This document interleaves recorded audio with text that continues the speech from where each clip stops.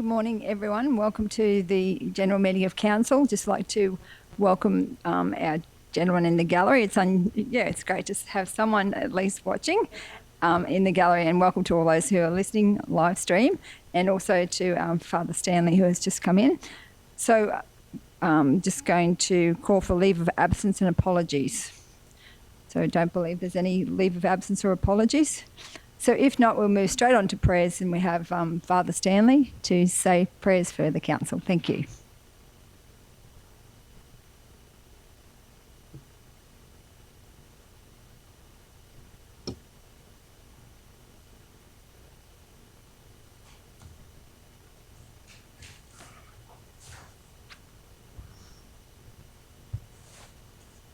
Thank you, and good morning, everyone, and thanks for the invitation to lead the prayer.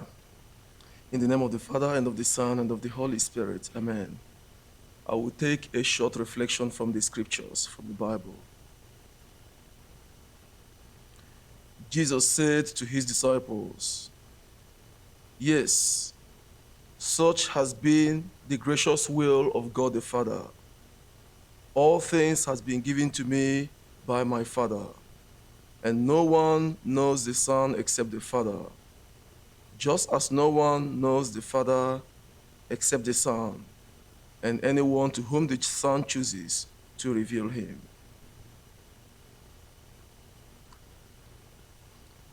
I will share a reflection, and which is also a prayer of Thomas Merton.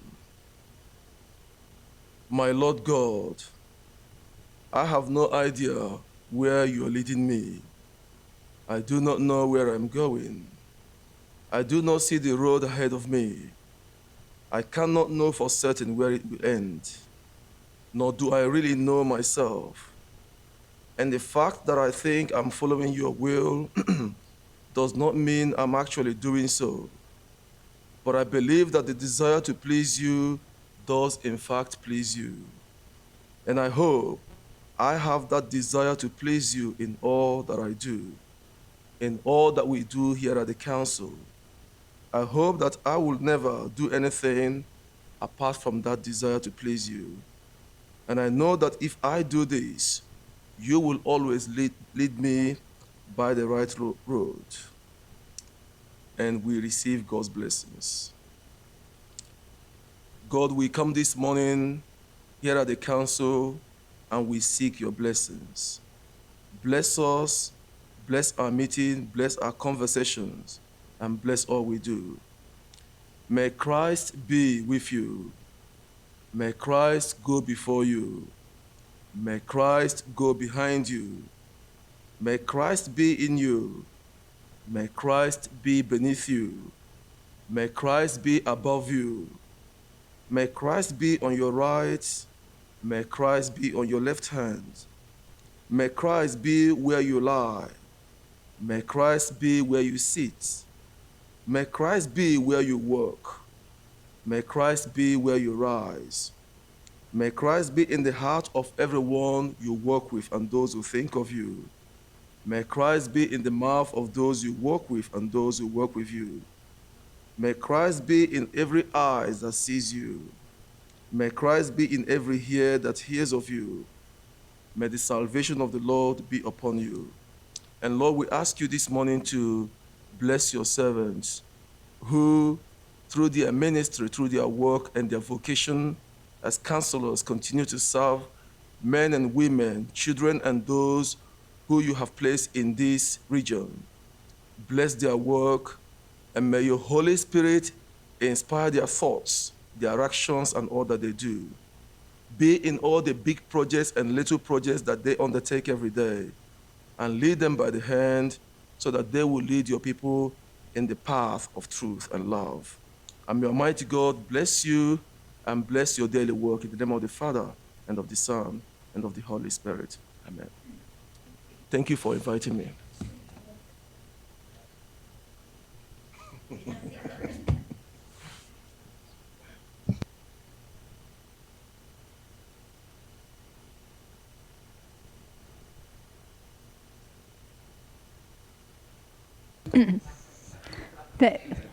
Thank you, Father Stanley, for those beautiful words And thank you for blessing the chamber. Thank you. Really appreciate that. Just welcome also to we've got a whole group. I welcome the one gentleman who was in the gallery, and now we've got the whole side pack. So thank you for coming and watching our meeting live in person, because we have some listening live stream as well. So now we're moving on to recognition of traditional owners, and that's I ask Councillor Height to do the acknowledgement of country. Thank you. If you could just put your light on, thanks, Councillor Height.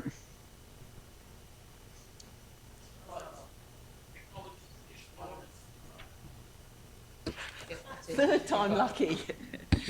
I'd like to acknowledge the traditional owners of the land on which we meet, and the leaders past, present and emerging. Thank you, Councillor Height. Now we're moving on to deputations and petitions. Declaration of interest in item 5. So we've got, I believe that we have Councillor Sander has the declaration to declare of. I, Councillor Heath Sander, inform this meeting that I have a prescribed conflict of interest in relation to item 13.1, the 2024 to 28 local government grants and subsidies program. The declarable conflict of interest arises because my wife and I currently manage Boondooma Dam, and I propose to leave and stay away from the place where the meeting is being held while this matter is discussed and voted upon. Thank you, Councillor Sander. Councillor Height. I, Ros Height, inform this meeting that I have a declarable conflict of interest in relation to item 14.9, the Warrulan Community Committee Inc. This declarable conflict of interest arises because I assisted the group to write a grant for funding, but I feel I will be able to act in the public interest in this matter. I wish to participate in the decision in relation to this matter. I acknowledge that eligible councillors must now determine, pursuant to Section 150 ES of the Local Government Act 2009, where I may participate in the decision about the matter, including by voting, or must leave the meeting, including any area set aside for the public, and stay away from the meeting while the eligible councillors discuss and vote on the matter. Although I have a declarable conflict of interest, I believe I would reasonably be perceived to be impartial because I'm not an executive of the group and my assistance was in a Pacific grant and not related to this topic. Thank you, Councillor Height. If you'd like to leave the room while we make a decision.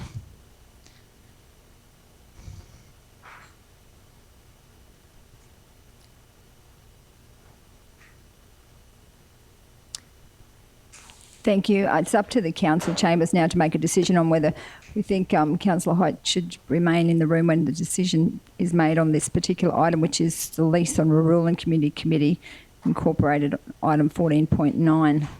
So I'd like to move that I believe that Councillor Height does not have, she is able to participate in the meeting and discuss it with impartially. I'll second that. Seconded Councillor Little. Any further discussion? Deputy Mayor Danita. Yeah, look, even though Councillor Height helped the group with the grant, I mean, these are things we all do as our role as a councillor, and if we have to step out of the room for every single thing that we do, then I'm sorry, there'd probably be nobody in here for meetings. So I do believe that she has no greater or lesser interest. So I totally believe she should be able to stay in the room. Thank you. Any other discussion? Everyone ready to vote? I'll put it to the meeting. All those in favour? Against? Carried. Thank you. So if someone would open the door and let Councillor Hope back in, that would be great.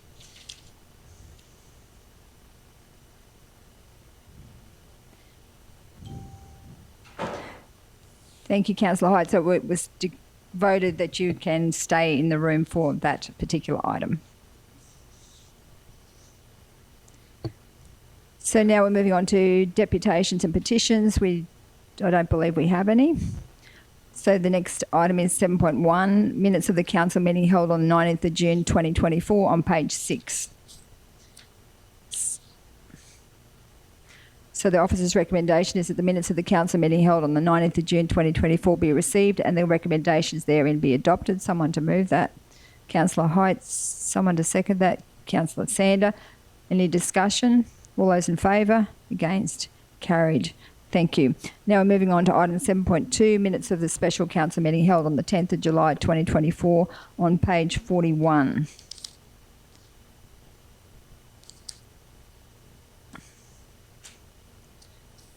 And that one is that the minutes of the special council meeting held on the 10th of July 2024 be received and the recommendations therein be adopted. Someone to move that? Councillor Deneen, seconded by Councillor Little. Any discussion? All those in favour? Against? Carried. Thank you. And now we're moving on to councillor divisional updates. I just wanted to start this with just letting everyone know that Councillor Height, Councillor Little and I attended the ALGA conference, which is the National General Assembly in Canberra. And there was more than 1,200 local government leaders from right across Australia. We debated and discussed 160 motions. All of the South Burnett motions, including we had one motion on water to get more funding for water infrastructure and also more funding for housing. They were all approved. We actually changed the wording on our renewable energy moratorium to a review of the legislation because many of the projects are too far advanced to stop their progress. But the dot points that we had for that motion to get better outcomes for our community was carried unanimous. Well, it was almost carried unanimously. There was a lot of support for our motion, and there was a lot of other projects, a lot of other recommendations around the renewables, and all mostly wanting to get better outcomes for the community and to get better legislation and more governance around renewable projects. We also met with our federal members. The majority of the discussions with David Littleproud and Colin Boyce were around renewables, and we also met with Ted O'Brien, the Shadow Minister for Energy, and he was also discussing Tarong and potential nuclear sites and our concerns about renewables. We also met with the assessors for our application for a university hub, and the feedback was we were not shovel ready enough, is why we didn't get that. Our application approved. We need to be more shovel ready, and we should have had a committee already formed to manage the project. We need to be more have more community and particularly industry involvement and buy-in. And there will be another round opening for that university hub within the next couple of months. The conference opened with the Federal Local Government Minister, the Honourable Christine McBain, talking about the FAGS grant. And I asked the first question of the conference about why our FAGS grant had been reduced and why it came after the 30th of June. The Minister seemed surprised and said she would look into it. CEO Mark and I are working on a follow-up response letter now, because we lost over 600,000. Well, I actually said at the conference it was 500,000, but it ended up being more. We also met the Governor-General, who made her debut speech at the conference, and our councillor Linda Little was she's almost an identical twin, and after Councillor Little after the Governor made her speech, Governor-General made her speech, Councillor Linda Little was getting a lot of compliments about how well she'd spoken. So, and then as it was quite uncanny that we then also travelled on the same plane as the Governor-General, and we actually met her and got a photo with her and talked to her about the fact that they both look very much alike. So you probably have to treat Councillor Little with a little bit more respect now, because she's actually the Governor-General lookalike. So, but overall, I think that we were good representatives for our region at the conference, and they certainly know where the South Burnett is. And I think it was very valuable and well worth sending the delegates. And with that, I'm going to ask for the Divisional Council update, but I thought we might start with the Governor-General lookalike, Councillor Little, Her Excellency Councillor Linda Little. Thank you, Mayor Duff. We standing? Yes. So on that note, it was an absolute pleasure to meet Her Excellency Sam Mostyn and we got to have a little chat while we were travelling from the plane over to the terminal. And she said to me that if she ever gets double booked, she might give me a call and I can do one of her speeches. And I said that would be fine as long as she wrote it. So anyway, yeah, on the conference down in Canberra, it was really, really good and informative. And I'd like to make special mention of Shane Newman MP as well. Of course, without his help, we wouldn't have had some of the very productive meetings that we did, and get to meet some advisors and heads of departments where we got the fabulous advice on how we move forward and get more funds into this region. So on that note, I'd like to start my update by thanking all our operational staff for the wonderful work they are doing. Our roads crews are busy fixing potholes, grading roads and slashing our roadsides. I think our region is looking beautiful. Of course, our parks and gardens are looking amazing as well. It is a credit to everyone involved within our council, and your commitment and pride in your work is appreciated. There are so many community events happening around our region, with many of them family-friendly activities. A highlight for me was the fantastic NAIDOC event held here in Kingaroy. I had a very enjoyable time with fellow councillors and our First Nations people. The music, the dances and all the entertainers showcase the diverse range of talent we have here in the South Burnett. Our libraries continue to do amazing things for our communities. They host free school holiday activities and continue to host workshops like the upcoming scam awareness sessions. More free workshops are planned for emergency preparedness as it's time to start preparing for extreme weather events. There is a lot happening around the Division 2 area with the Christmas in July dance on the 27th of July at the Blackbutt Hall. The Blackbutt District Tourism and Heritage Association is also hosting a gala dinner on the 31st of August to raise funds for the Timber Museum project. Our Bunya Mountains Community Organisation is planning a wonderful day of musical entertainment that is free for everyone. This is a worldwide event called Music on the Porch. I am looking forward to these events and more over the coming months. Our community groups continue to do amazing things, and I enjoy attending their meetings to keep up to date with what is happening around the division. Please follow our Facebook pages as we share these wonderful activities that are happening, and we also share lots of details about the ones we attend. Thank you to the Mayor, Councillors, CEO Mark, GM Aaron and Acting GM Leanne for attending the Division 2 bus tour. I really enjoyed showcasing the best part of the South Burnett to you. Thank you. Thank you, Councillor Little. Yes, no, thank you, Councillor Little. It's great to see you so passionate about your division. Thank you. Councillor Sander. I tend to disagree with Councillor Little, and I'll now do a response and a report on the best division in the South Burnett. With the colder months and that setting in, we thought that it'd be a bit quieter around the region with stuff, but every time you're out on the roads lately, we're seeing machinery, we're seeing construction jobs, we're seeing maintenance done on the roads, whether it's in the parks or in the pool or areas, gardens. We're starting to see a lot of movement on the roads, and which I think the residents are starting to see, especially in Division 5. I don't know whether that is because it's the best division or not.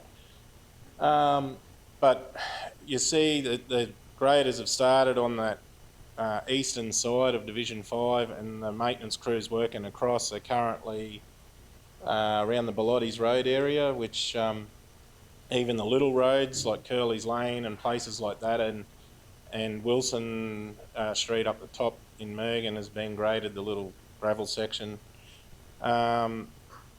Seeing potholes repaired, it's actually, I've been driving around and looking for potholes just so that I can send them in, and it's hard to find at the moment. So I'd like to thank the road maintenance crew and general managers and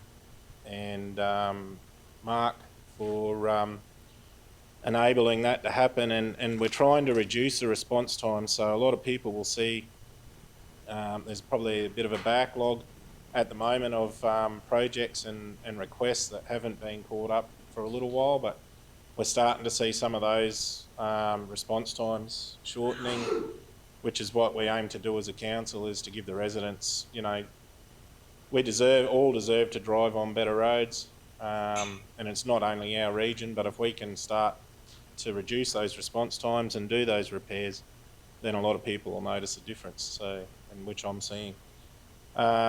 We've attended a lot of events. I like the Division 2 bus tour. I'm glad we didn't do it this week, with the temperatures the way they are up to the bunyas.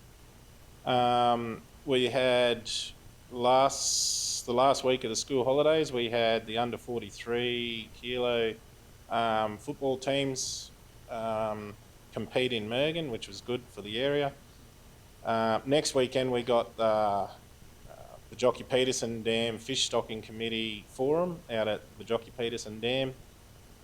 Both dams are currently fishing well, and we've seen an increase this winter in attendees, so both dams are going really, really well. And the highlight of the last couple of weeks was the raising of the flags for NAIDOC Week in the Mergen town centre there, so we've got some busy times coming up, and looking forward to it. Thank you, Councillor Sandy. Yeah, the NAIDOC week went really well, and it was good to have those flag raising ceremonies in each of the towns. And I think there was Nanango didn't have one, but I think into the future we'll try and get one in Blackbutt and Nanango as well. But it was certainly well received, and the community would like those particular events to be bigger. That's the feedback I've gotten, that they wanted to know more about what was happening and expand them out into the future. So that's great to see. Deputy Mayor Potter. Thank you, Madam Mayor. Okay, so I'm going to start out talking about the pest division according to the CanStar rating. Sorry. It's the best. We've had so many meetings as a council, whether it's been the group of us. We've had the connectivity meeting with BAIDO, which included Telstra, NBN, and the Regional Tech Hub regarding all different types of help and connections available. And if anyone needs any other help with that, we have the tech savvy sessions at our local libraries. Please contact them for that information. I think every single library in the South Burnett runs or helps with those. And I'd also like to shout out to the Kingroy Lions Club for the donation of the benches at the Kingroy Cemetery. We were lucky enough to go out there and have a look at the benches that they've put out there. So thank you again to the Lions Club. We had a great weekend celebrating with the Scouts for their 100 years in the district. We looked through the museum, and I'd like to thank Jenny Beam and her husband Chris for all the work they've put into the Scout den and the museum. There was a troop of workers there too, with Tim and the team, and I just think it's fantastic that the whole community pulled together to get that the Scout hut up and running and the concreting done, and the kitchen now, which is usable by the community, so the community can hire it. It's now classed as a commercial kitchen, which is wonderful, and that's going to be a little more income, hopefully, for the Scouts, and it's great to see. In looking through the museum now, which they've got up as a, for the community to have a look at, it's really quite incredible. I was lucky enough to find some photos of myself when I was in Venturers and the group of us when we camped out at Joe's property out at Bethany, which was quite interesting. I'd also like to thank Mayor Duff and Councillor Erkins for attending the dinner that night with me with the Scouts. I'd like to thank Councillor Little for standing in for me at the Toromio Rural Fire Brigade, the Community and Resilience Expo at Blackbutt, because that was actually on the same day as the Scout function. So we can't be everywhere in all places, so thank you for that. I spoke, a couple of us spoke with Helen from Business HQ regarding the availability for help for businesses around disaster preparedness and how they have the funding to help businesses to work up their disaster management plans. So if you do want to know more about that, please feel free to contact Business HQ. I may have some forms left in my office, but I'm more than willing to put anyone in contact with Helen from Business HQ. We had an incredible under-8s day. There were so many kids there. It was just amazing. And I do want to thank all the staff, internal and external staff. I might do a big shout out here to Matt from Parks and Gardens and his team, because it was just wonderful to have them. They really just helped us make that day so incredible, and to have so many kids there doing so many different activities at the park, Memorial Park. It was just beautiful. We've also, as a council group, we had a meeting with Property Rights Australia regarding renewables and how sometimes renewables are not that renewable. We met with Deb Fregington and chatted about quite a few issues with regards to Deb and what she plans. And not forgetting that amazing community day we had out at Hivesville that was funded by council with our government funding. So that was a pretty good day. We met with, I met with many different organisations with regards to the South Burnett Interagency meeting, and I actually believe that this was my first one since the elections, because we've been so busy as a council working together on the budget that, it's actually the first one was last week that I actually got to attend, which was really good to catch up with everyone there. We've also met with many community members regarding, and businesses and organisations regarding issues from drainage to halls, toilets, parks, road issues, and so many more, because that's part of our job as councillors. And, and I really enjoy those meetings, because if we don't know about something, we can't fix it, we can't help. So you must let us know if there is something out there that comes to your attention. I actually attended my first Toastmaster meeting with some of my fellow councillors, and we also had a look at the new water storage area being built on Mount Rule and Reservoir area, which is huge. So it's really quite incredible, the size of that. So it's a 2.5 megalitres, which is going to be fantastic for the Kingaroy area. I've also met with the Queensland Ambulance Service Management team and the new AC for the area, which was really wonderful to be able to meet them and welcome them to our area. We did a site visit with Triple M Motorsports. We did that with Councillor Sanders, Deneen, Erkins and myself, which was quite a fun day and quite interesting actually. We also, Councillor Erkins took us over to the VSB workshop, and thank you for that. It was actually quite interesting. The workshop and the work that VSB are doing in that space is really amazing, and we thank VSB for all the work that they're doing to help businesses and tourism businesses around the area. And we did celebrate NAIDOC Week in style with the flag raising in the park with Crakes, and the Mayor and myself attended Kingaroy State School, where I was lucky enough to catch her on film dancing. So, because I missed her when she was dancing at Under-8s Day, because I was actually with her on that one. And I'd like to thank Councillor Little for organising her Division 2 tour, and the Bunny Mountains crew for morning tea. And then I'd like to thank Councillor Height for my little gift of the fudge after, so thank you. I'd also like to mention that it's been a huge weekend with the 47th Battalion. They had the big 47th Battalion football match here on the weekend, and it was just incredible the amount of people that were here.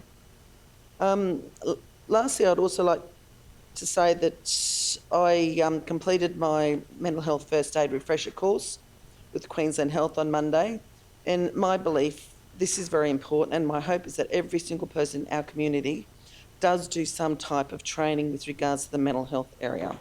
If you do want any more information about any of these, because you never know when you might need these skills, so anyone to do any type of mental health course, whether it's mental health first aid, whether it's assist, it really doesn't matter, whether it's assault training through Wesley Mission, any type of course that you can do so you can talk to people and help people and tell them where to go when they need help, and follow through with that is really, really important. There's information on the South Burnett Suicide Prevention Working Group page if you do need some more information, or feel free to please contact me if you want to know where else to go. And don't forget, we've got winter warmers in the forecourt tomorrow night, run by the South Burnett Suicide Prevention Working Group. We've got some great donations to give away from Angel Knitters and Crochets, with blankets, beanies and scarves, I think, and the councillors are going mad at me because I'm filling up the office with all these donations, and there's still more in my car to put in there. And also donation of a whole heap of thermos mugs from Endless Engraving, so thank you very much to them. And hopefully I will see you all tomorrow night, which is funded by the Wesley Life Force, so a huge thank you to Wesley Life Force. And after all that, I am looking forward to the next month ahead with you all. Thank you. Thank you, Deputy Mayor Potter, and thank you for the work that you do with suicide prevention. It's very much appreciated, and yeah, hopefully everyone will be out tomorrow night for we'll be hopefully you've all got your warm winter gear on. Just wanted to also mention and congratulate the staff who attended at the Under 8s Day when we needed desperately a generator, and they were there within, that was NAIDOC Day they came, and they were just, within about 15 minutes they had a generator there to keep the coffee van and different things going. So it was really, everyone was impressed to see how quickly the council staff responded. So I just want to thank the Parks and Gardens staff. Now we're moving on to Councillor Denise. Basically what she said, Danita, because we've had a fabulous last month. It's been interesting and challenging with the budget. As always, well supported by our fabulous staff. The cemetery chairs, that's so important. I'd only been to a funeral a week or two before, and people said, where to sit. And those chairs are perfect. So thank you to the Lions Club in Kingaroy for organising that, and our staff for facilitating. The Wando Running Festival was another fabulous event with the, I generally sit on the marathon station, and I've got no idea how people do that. And they're all shapes and sizes and ages, and just shows resilience, which is another thing that we had was the resilience workshop Visit South Burnett organised that we popped into, that was a very, very good 2 days, and so worthwhile for our people. Another thing on our lovely rail trail was Taste the Trail last weekend, where approximately 70 people tasted beautiful food and drinks from our region. Another wonderful thing organised by a volunteer group. I also went to Toastmasters, and gosh, I'm not sure we can believe what Danita says now, because that story about the motor on the boat, Danita, I was so hooked in. I absolutely believed you until halfway through it, and then I realised you were so good at bringing up stories. It was fantastic. I loved the Division 2 bus trip. It is a beautiful division, as all of ours are. And it was fascinating to see yet another group of volunteers so passionate about their area and what they want to do with it and how they want to develop. So probably Mount Rural and the reservoir, that's massive, isn't it? And planning for more water quality and security for the town here in Kingaroy. So it was well worth going to that. Just on another interesting NAIDOC week organised by Craigs. They did a brilliant job with that. There was so much to do. There were so many things that the young people could do. The Waka Waka dancers are fabulous.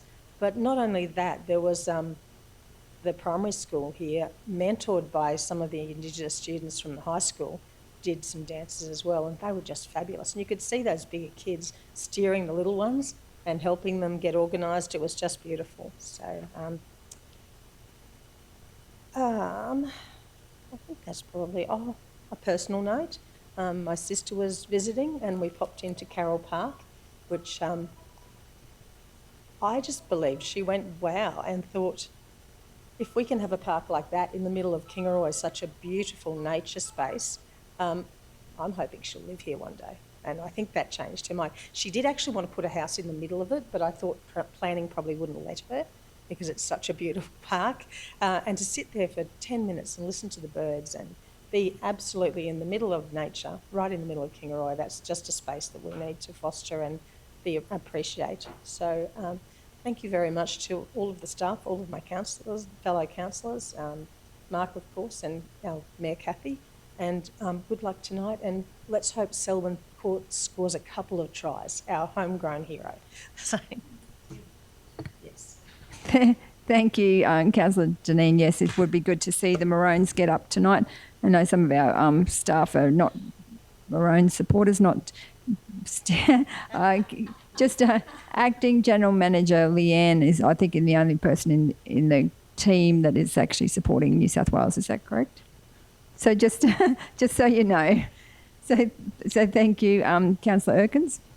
And I did hear this morning that Blues have, it was 19 years since the Blues have actually had a wing in Queensland at Lang Park. So, like my fellow councillors, we're all very pleased that the budget is done and dusted for the year, and you know, we're quite proud of ourselves and the staff, because we do feel that everyone worked hard to try and get that budget down and keep the rates at the minimum increase that we could. But being elected to look after the needs of the community means that we need to be a part of the community. And along with my fellow councillors, we do enjoy being part of events in the region. It gives us an opportunity to speak to community and gives them an opportunity to give their thoughts on what their needs are. One thing I always admire are the community organisations who give so much to our residents.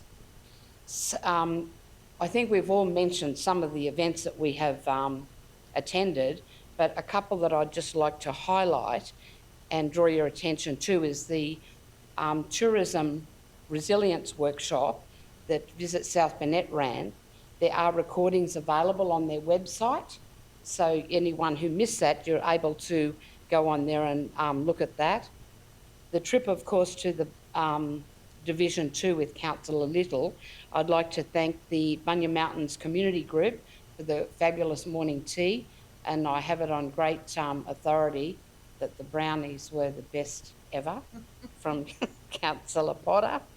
Also the Blackbutt Lions for a fabulous barbecue lunch that was really, really nice, as well as seeing Maidenwell, Banarkin, Blackbutt. You know, it was really a good day. One of the things we did look at were the refuge centre up there, which we have been discussing and working with for some time. Some of the things that I attended were I went to the Nanango State School where I addressed some very well-managed students, and hopefully we're going to take advantage. They're going to be putting a presentation on for councillors on some of their thoughts on how we can improve things and their solutions for how that can be done. So I'm really looking forward to that, and thank you to the teacher who organised that.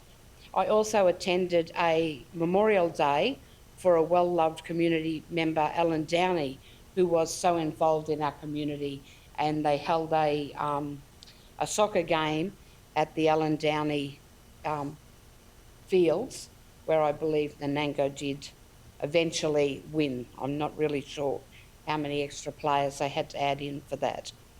I had my regular catch-up with the officer in charge of the Nanango Police, where I was pleased to see that things are going well.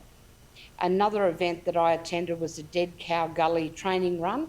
For anyone who is interested, when that comes up, it's an ultra-marathon race where at the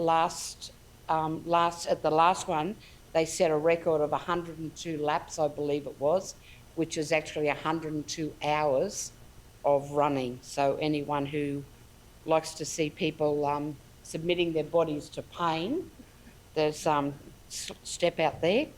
I'm very pleased with the progress that we're making on trying to establish an art gallery at Ringsfield House. Got a lot of talented artists and keen artists working on that.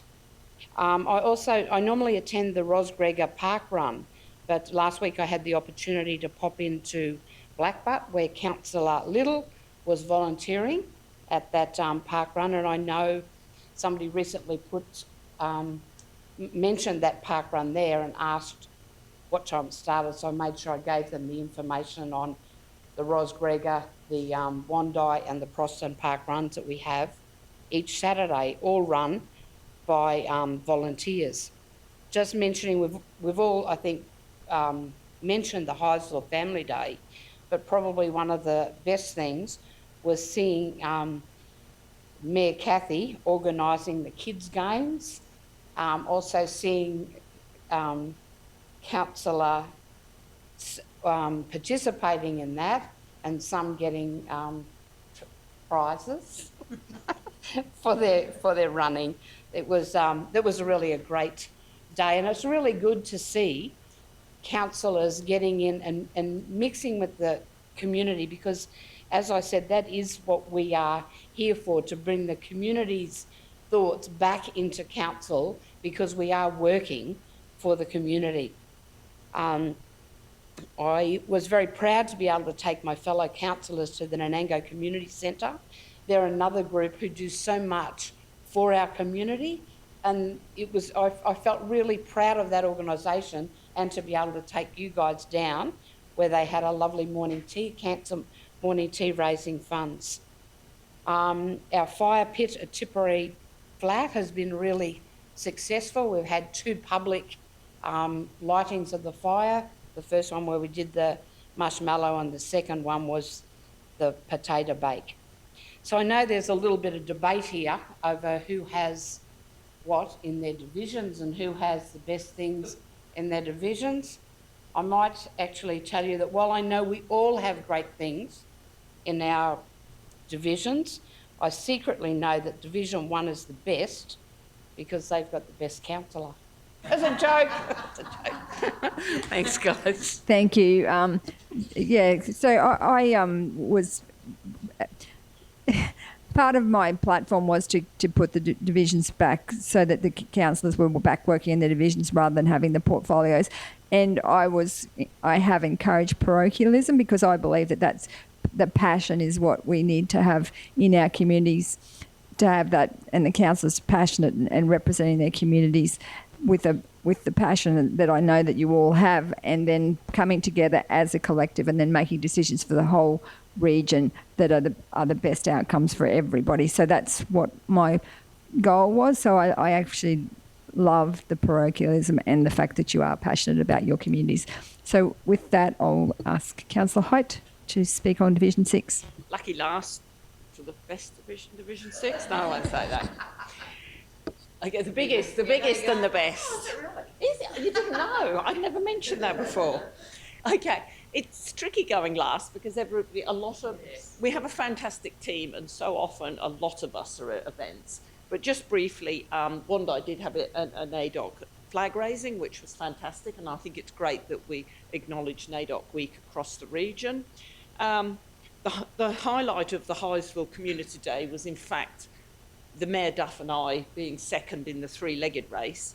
And if only Councillor Duff's legs were a bit longer, we would have done better. But anyway, it was a fun getting to know people, enjoying being part of the community.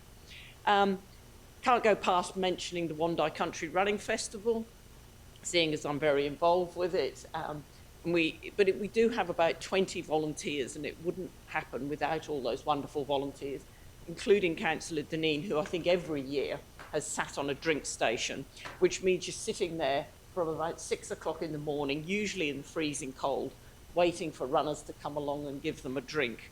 But we were very successful. We had our biggest registration, so I ordered 700 medals and had a few left over, but over 600 runners, well, events, not because some people do 2 runs, but 600 participations.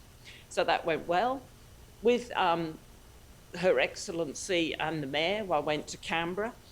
We're very conscious that going to things like the National General Assembly does cost, and we're very conscious of keeping the rates down.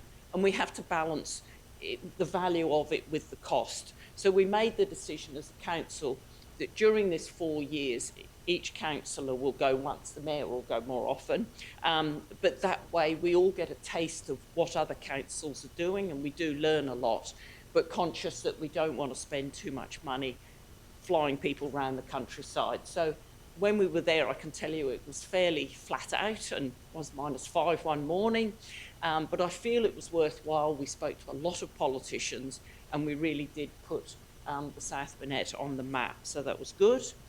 A couple of other events in Division 6, mainly the Reserve Forces Day, which was not last Sunday, the Sunday before. It's the only Reserve Forces Day in Australia, and it's fantastic to acknowledge our reserve forces. So quite a lot of people come up, military people come up for that. And we had a lovely day, and I think it's great to acknowledge particularly Noel Selway, who runs it, main organiser with Wondai Diggers Club, but it was a fantastic morning, so that went well. Taste the Trail last weekend, as Councillor Deneen mentioned.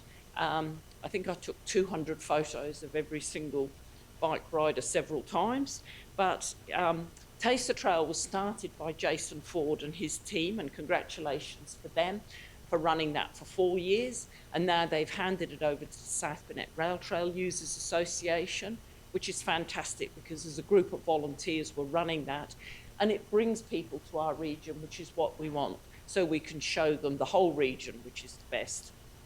And we had a lovely day and then lunch in Wondai Hotel afterwards.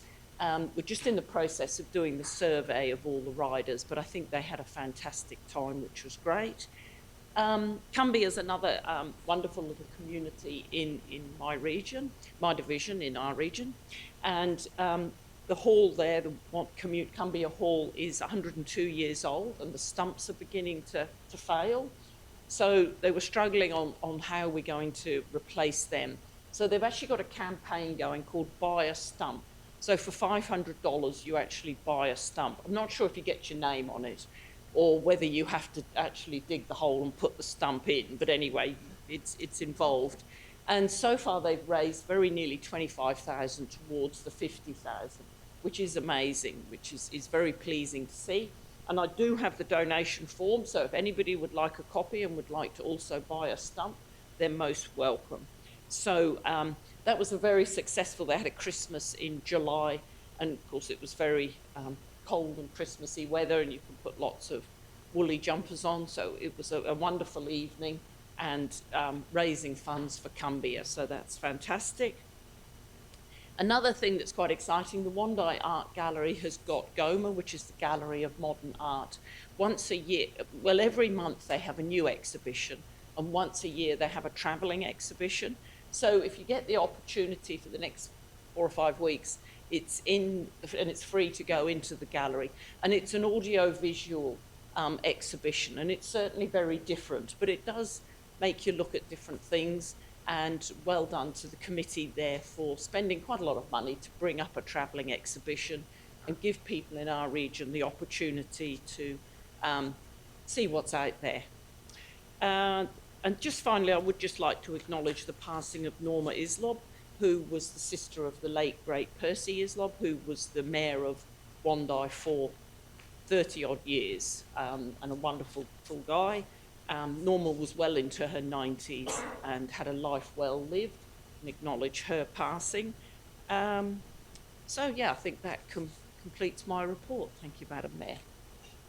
Thank you very much, Councillor Hyde. Yes, Norma Islob, the Percy Islob and the Islob family have been wonderful ambassadors for the community of Wondai for many, many years. So it was sad to have Norma pass. But yeah, I guess it's Wondai is an ageing population, and we've still got Jane and Lee Islob still and Eileen, yes, very much part of the Wondai community. So we wish them well as they go forward and extend our deepest sympathies on the passing of Norma. So thank you, Councillor Hyde. You did mention about the value of the National General Assembly, and I think that it is valuable for putting our motions forward, but also the networking, as you mentioned, because you start to understand what other councils are doing. And one of the take-home messages for me was that we probably could do with a grant writer, because a lot of the councils actually engage a grant writer, and they feel that it pays well and truly pays their way by the amount of grants they get. So I definitely think that that's something we need to look at when we do our restructure. Just also wanted to, Councillor Sander mentioned the roads, and I'm noticing it. I'm noticing the slashing. the straight guideposts, which are to me the presentation of our region's very important. So the slashing's been done really nicely, and also the roads, the way that I've noticed there's not anywhere near as many potholes, and there's a lot of work being done on our roads. So that was our council platform, was the back to basics and to get those roads fixed up. So really wanted to acknowledge the roads team for what you've done. And it's exciting to see that Tingura-Chelmsford Road getting done, because I know that that's been problematic for a very, very long time. And the work's going to be the community is going to be overwhelmed to see that done, because they've been asking for that road to be upgraded for a very, very long time. So thank you to the roads team for the work that you're doing in our region. Thank you. So now we're moving on to business outstanding table, which is it's item number 10.1, and it's on page 95. And the officer's recommendation is that the business outstanding table for the ordinary council meeting be received for information. Could I have someone to move that? Deputy Mayor Potter, someone to second that? Councillor Deneen. Any questions around the business outstanding table? Councillor Little. Yes, I just have one in relation to resolution. It's on page 101. Resolution 2024/347 to do with the all-night music festivals. I'm just wondering if there's been an update since the petition was handed to us, because according to social media, there will be another event happening there very soon. Thank you, Councillor Little. Who wants to answer that? CEO Mark?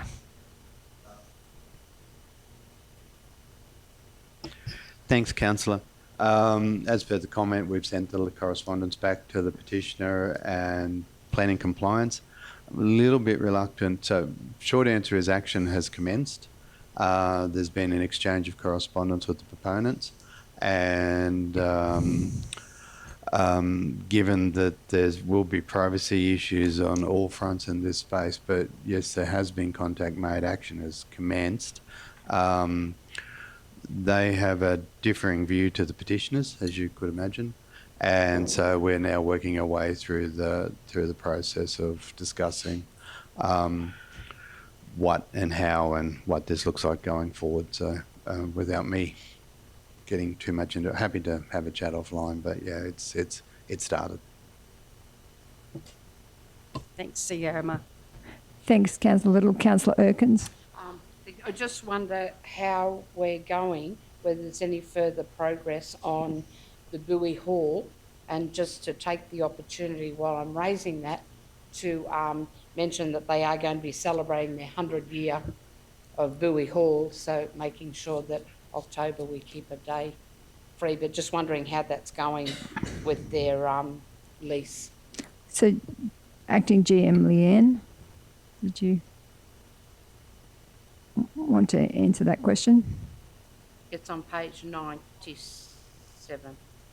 Yep, so through you, Mayor, the lease officer is just working through with the Bowie Hall committee. My understanding she's been in contact with them to actually discuss the lease arrangements, and yeah, we'll just work through that. And okay. Yep, so no problems with that. It's just working through that they're happy and they understand the terms and conditions of their lease, yep. and then we'll submit that through to the department. Okay, thank you. Thank you, Acting GM Leanne. So, are there any other questions? Councillor Sander. Do we have an update on the lone worker phone contact yet? So, I think that's in confidential. That item is going to be discussed at the end of the meeting in confidential section. No worries. Thank you. Councillor Erkins, did you have a question? Are there any other questions? If not, I'll put, it's been moved and seconded that the business outstanding table be received for information. All those in favour? Against? Carried. Thank you. Moving on to item 11.1 on page 137. So the officer's recommendation is we're looking for attendance for the 2024 Local Government Queensland Conference as delegates, and the following councillors attend as observers. So we have to put some names to that. So it's been suggested that the Mayor, the Deputy Mayor, Councillor Erkins, Councillor Sander and Councillor Janine. So any discussion around that? Councillor Height. Yes, I'd just like to make the comment that I don't want the general public to think this is a junket. This really is professional development. It is an opportunity to mix with other local councillors. I do encourage my fellow councillors to attend. It is really hectic. They're long days, but you learn a lot from presenters, but also, you know, the morning teas, chatting to other councillors. It's surprising how much you can learn and come back with great ideas to benefit our region. So I would like the general public to look at this as our professional development, which we actually don't get any other professional development. And this is money well spent encouraging people to go and learn from other councillors. Thank you. Just CEO Mark, yes. Yep, thanks, Mayor. It's just, sorry, Councillor, I was just going to support those comments. There's a couple of important things that the minutes don't reflect, and sometimes people don't get through the whole report when they're reading them in the public arena. So the 2 delegates, which are the voting delegates, actually are covered under the LGAQ membership the council holds. So first of all, there's no conference attendance fee for those. This year, and one reason when writing up the report, the 3 other councillors were recommended, there's basically or effectively no travel costs. So we can actually squeeze in an extra delegate this year to what we sometimes often send because being in Brisbane, it's quite handy. You'll see in the next report there's a series of topics that council will put in. We've been extremely successful over a number of years now of getting resolutions. The resolutions, both at ALGA onto the national agenda, but also LGAQ in particular for our state issues, become part, once they're adopted by the conference, become part of this LGAQ state policy platform. And we have had legislation changed with some of the things that we've raised before. Roadside grazing is one in recent years that springs to mind. So, and getting some relief for the rural community in that space, and so that flowed through from the LGAQ conference. So, and again, any councillor over the years, we will be away in October, so unregrettably, otherwise I generally try and get along to one of these 2 every so often, so unable to attend. But yeah, it is highly recommended. It's highly, the trades displays, the information sessions, the conference sessions, it is a full old program, and the resolutions are quite important. The 2 delegates are the only councillors that can speak on the conference floor in the resolution, so that's why it's broken up into delegates and observers. So thank you. It is our opportunity to put forward some powerful motions that can make a difference. And I know at the National General Assembly we put forward the one about the renewables, and it was our opportunity to show that to the federal government and to the combined councils that we're not happy with the rollout of renewables and the way that that's been managed. And the same again here, it's our opportunity to say, well, you know, where our council is not happy with different things, and put forward resolutions to that ultimately will shape what happens into the future. So as CEO Mark said, we've had some success in the past, and we've certainly got some motions to put after we decide who we're sending. We've actually got a list of motions to put forward to the to this conference in October. So it is very important. Councillor Erkins? Yes, through you, Madam Mayor. I think probably my view on going to the these events after attending one, it is definitely hard work, and I believe that it was probably one of the things attending the Bush Council meeting with yourself, where I saw the money that Barcaldine had put into their water area was what made me think of the weir, because I thought they had spent all that money putting that in, and yet here we had a weir that was there, you know, that we could use. So it is an opportunity to hear what other councils have done and as you said, speaking to other councillors, getting ideas for what they do, what they take back, because sometimes it's pretty confusing because there's so much legislation that we're being told we can't do this because of this and because of that, whereas going to other councils, speaking to other councillors, they tell you ways at which they were able to achieve things for their community. So, you know, I do definitely see it as being a great thing to attend, and I see it bringing back a lot of benefit to our region. So we've got thank you, Councillor Erkins. So we've got a suggestion of the Councillor Erkins, Councillor Sander, Councillor Dineen, Deputy Mayor, and myself. Is that what? Do we want to insert those into those slots and have those as our delegates? Is everyone happy? Does someone want to move that? Move that. Councillor Height, someone to second that. Councillor Little. So that the motion will read that we have Mayor and Deputy Mayor and Councillor Erkins, Councillor Sander and Councillor Dineen attend the 2024 LGAQ conference as delegates, and the following councillors attend as as observers. So it's just the way it's worded. It just needs to be that Mayor and Deputy Mayor attend the 2024 LGAQ conference as delegates, and Councillor Erkins, Councillor Sander and Councillor Dineen attend as observers. We probably just need to change that wording.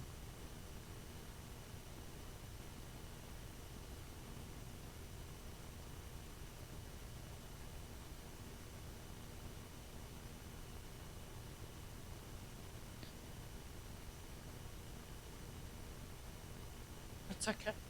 Yep. Keep going. You're good. Yep, that's good, Councillor. So we've got Councillor Erkins. Dineen and Erkins.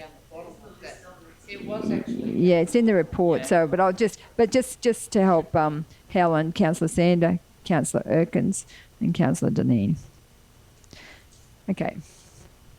So it's been moved and seconded. Any further discussion? Put it to the vote. All those in favour? Against? Carried. Thank you. So now we're moving on to item 11.2 on page 139. And it's the officer's recommendation. The South Bennett Regional Council resolves to submit the following motions to the 2024 Local Government Association of Queensland Annual Conference. So we've got some suggestions of the one on trade waste. So we're just going to give a broad outline of what we're going to submit, and then we can tidy up the actual resolution before the 29th of July, which is when the date of the motions has to be submitted by. So we've got one for trade waste, one for waste services and facilities, one for water security, and and there was a suggestion of one about building requirements. I'm thinking Councillor Erkins wanted one on building requirements. I wanted one on renewables to tidy up what the state can do with renewables legislation.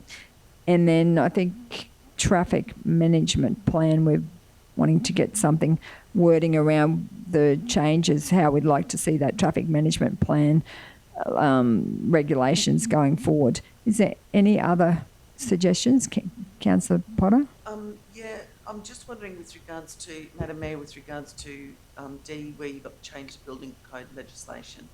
Should it be building and planning? Because there are some planning issues there as well.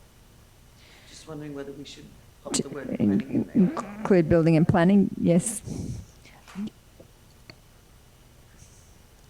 Councillor Height? Oh, sorry. Any others? Any other submissions that we'd like to put forward to this Queensland conference?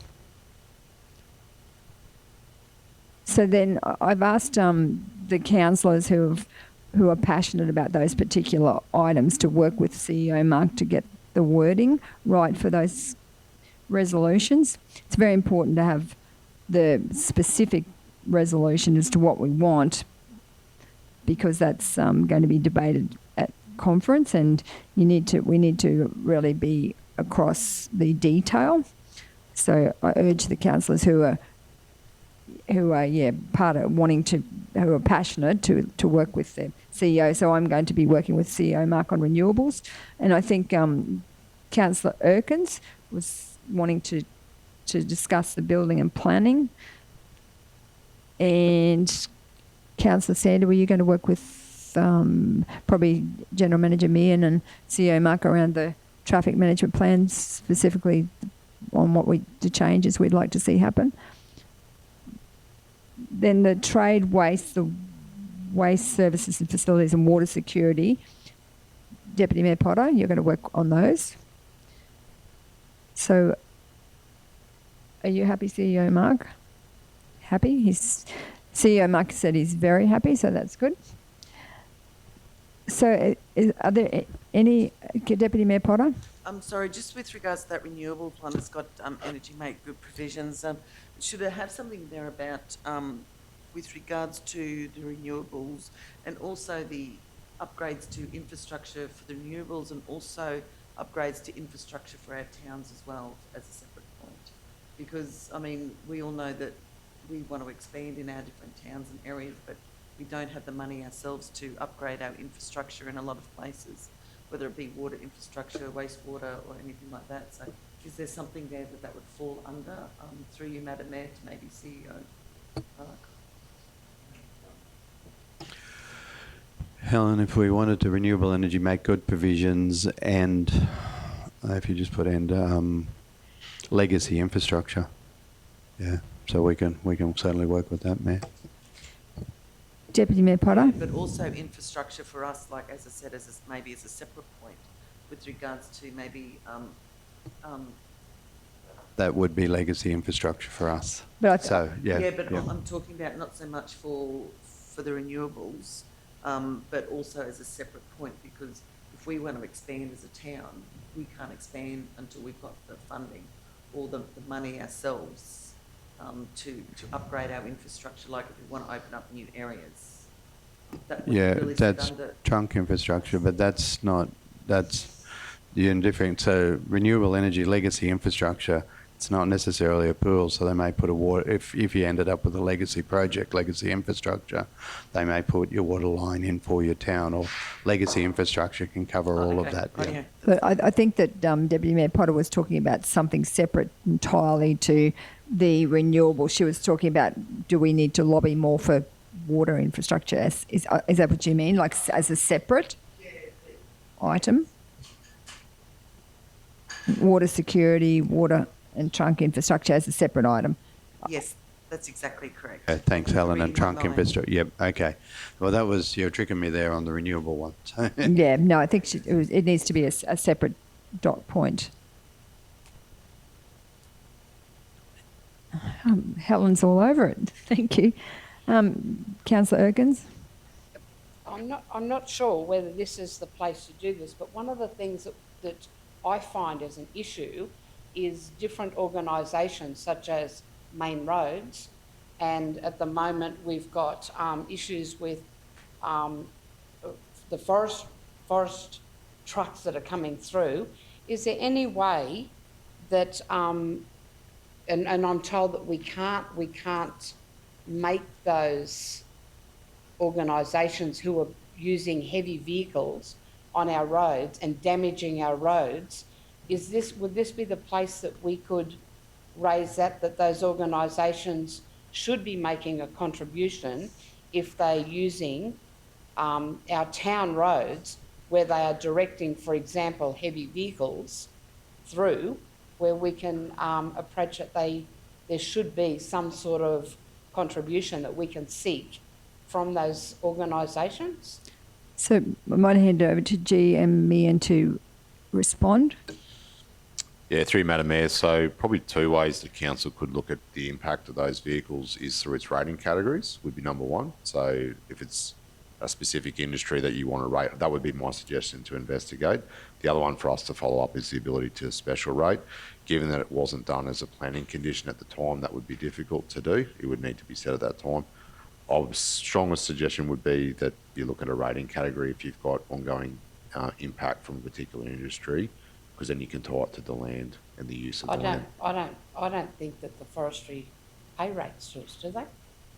Yeah, the only thing, Councillor, we picked that one up as a question on notice from the budget meeting from you. Yeah. So that's wearing into life now as to seeing what we can and can't do. So whether you wanted to wait till that came back. Well, I was just thinking, as I said, main roads don't pay rates to us, but they do use some of our, like even not using main roads, but I do know that if you go on to Google Maps or Maps to get if you're going to Wandai from Nanango, that actually takes you up other roads to bypass Kingaroy. So it's putting trucks on different roads that are not probably built for, to main roads, to take those heavy trucks. So I just wonder, so this may not be that's my question, is this somewhere where we could look at some regulations if main roads, or, well, I would assume that it is main roads who have control of where trucks actually go. Is this a place that... So what Councillor Oakes is asking is, can we, at conference, is it something that we can change legislation to get that better outcome, or is it something that we can do locally? Yeah, through you, Madam Mayor, I'd get some advice first on this, to just understand what you can and can't do, because then you're looking at what your specific problem is that you're asking them to solve for you. So I'm happy to chase advice and come back to Council for a discussion about that. If we can do it this way, if we don't put it through here, are we going to miss out? So can that be added in, that we investigate whether...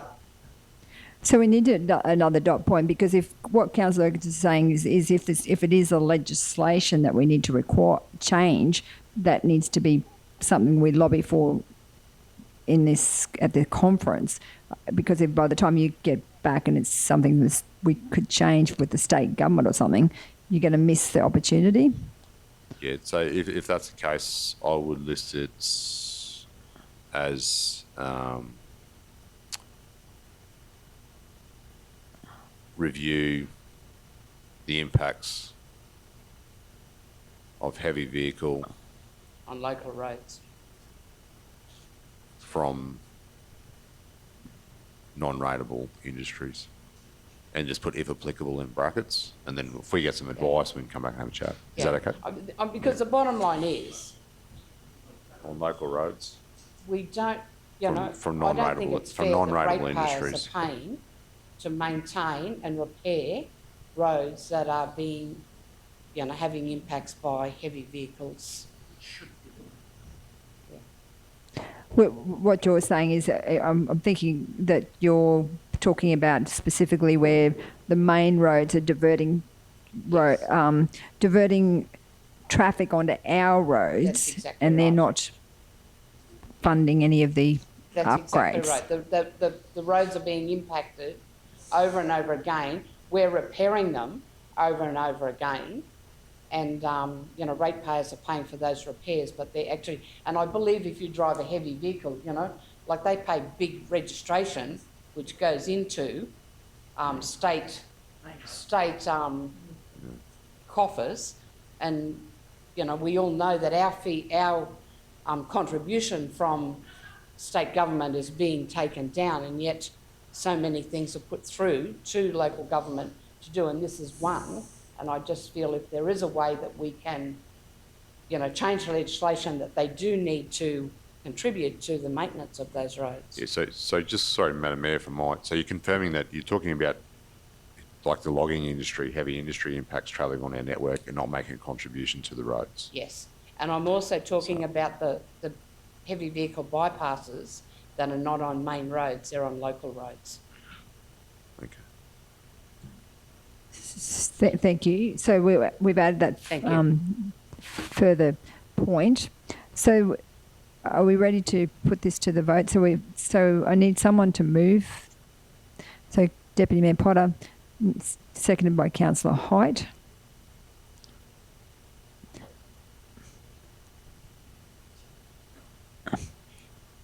So the motion is that South Burnett Regional Council resolves to submit the following motions to the 2024 Local Government Association of Queensland Annual Conference: A, trade waste; B, waste services and facilities; C, waste security and trunk infrastructure; D, change to building and planning codes legislation; E, renewable energy, make good provisions and legacy infrastructure; F, that the LGAQ formally assess, review or investigate the financial and resource impacts of on Queensland councils as a result of the changes to traffic management standards, being the Queensland Guide to Traffic Management.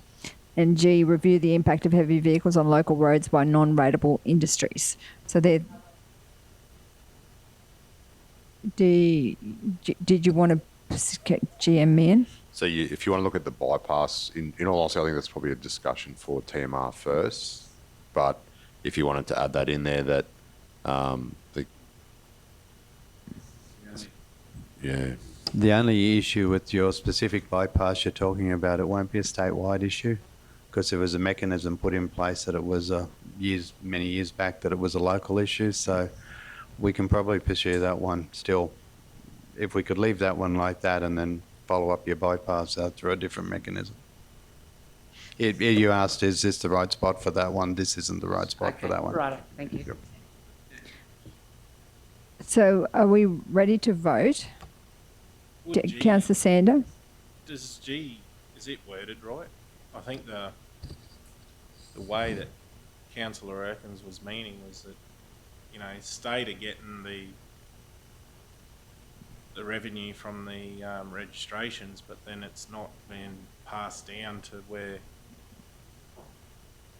it's, where the impact's being felt. The money isn't going from the right place to the right place. It's just worded that there's like a review on trucks using our roads that are non-ratable.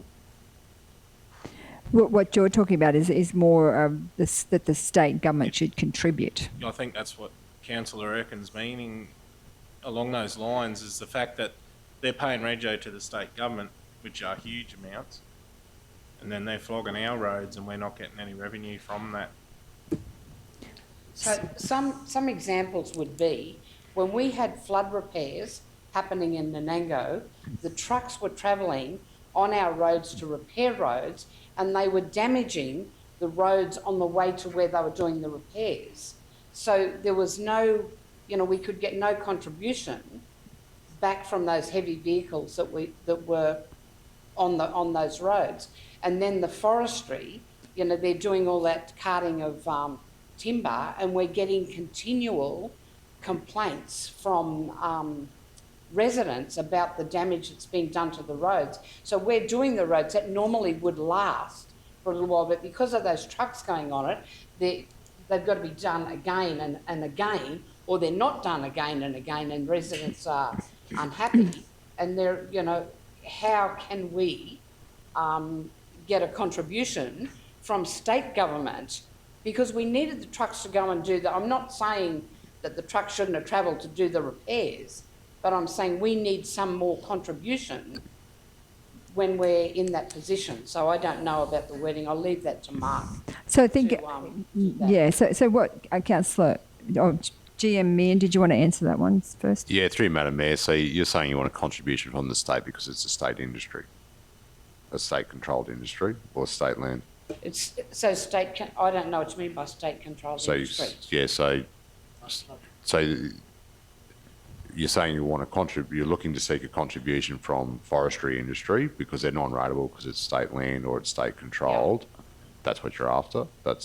Well, that's one example. Yeah, the other example was the trucks that were going to do repairs, just heavy vehicles travelling on those roads. Yeah. And we don't get, like they're cutting down the funding that they're giving to us. But when you've got dirt roads and you've got flood damage, and they give us money to do the repairs, but they don't give us money to repair any damage that they do in getting to those roads. I mean, there was some pretty, expensive damage done because they were travelling over those bitumen roads that had all the water underneath, and the heavy vehicles really damaged those roads. So that's a figure that, we council have to pick up doing that. So I just don't know whether there is this is a way to be able to draw attention to that and be able to get more funding, because there would be other councils in the same, I know, like if we're going to approve a feedlot, we make a provision in there that they have to contribute to the roads, but, who's contributing to the damage that's being done by contractors who are only employed to do a job, that end, but they've got to pass over all these other roads to get there and doing the damage. So I don't know whether I'm explaining it correctly, but that's what I want, is some money to come back in for the damage. Yeah, we all want money. You've got But, it's ratepayers that are paying for it. you've got about 3 different issues all mixed in together, and that's the reason. And Councillor Sanders' point is, and I think the TMR stuff we might take down a different avenue. Okay, forget and that's your logging trucks and your non-rateable industries, and if we hit that at the conference and see. That's one, but that is not addressing the contractors who are coming in and doing work. Yeah, and that's what I said. You've got about 3 different issues all rolled into that. But they're all to do with trucks, heavy vehicles on our roads. That's what I'm saying. They're all to do with heavy vehicles on our roads. But the non-rateable industries is ticking the box for the ones you're talking about with the forestry. So do you think that would also tick, if you've got a company coming in and doing, they're not paying rates in our area, they're not actually conducting the business? Well, and then you've got like your registration. State governments already pay a component of the registration fees towards the road maintenance. So there are programs where state does plug that into the road maintenance systems. So grant funding before we go down where you're going with your trucks. And this one we can do in the time and get it to this year's conference. The other 2 need a bit of work to actually make sure we have our facts so that we don't. I couldn't tell you whether TIDS is funded partly out of the registration fees, for example. So, and with your flood contracts, you've got QRA, you've got a whole range of different agencies. So, and they may just well and truly put it back to, we fund local government to do the flood road, so this is a local government issue because how come you're letting the trucks? So there's a raft of issues in what you're saying. I understand that completely, what you're saying, but I also understand that do they fund the damage that they make? The damage they do to get to the... And that counts, is where I'm going, is we're not going to be able to answer this for you here today. Okay. Yeah. All right, I'd like to put that as a question on notice if I can.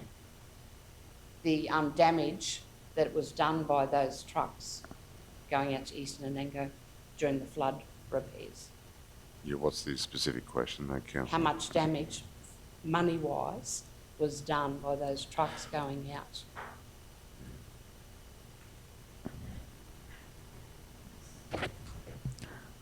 So we've got a question on notice. Thanks. So does Helen need to put that in the? You've got it. So we can add that in.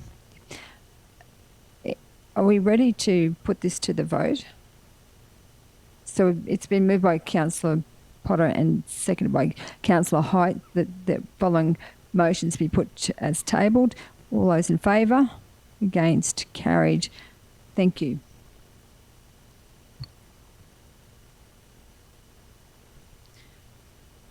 So now we're moving on to item 12.1 on page 142.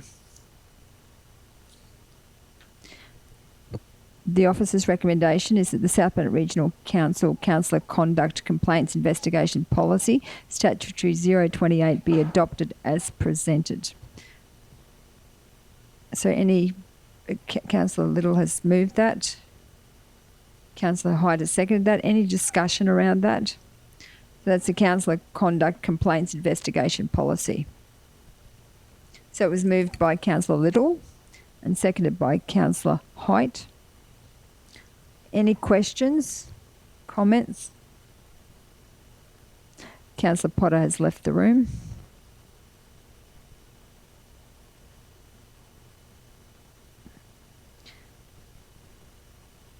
So did any staff want to speak to the Council Conduct Complaints Investigation Policy? We're just happy as everyone. The only thing I will say, Mayor, is this is a fairly regulated area that the state puts out a number of templates.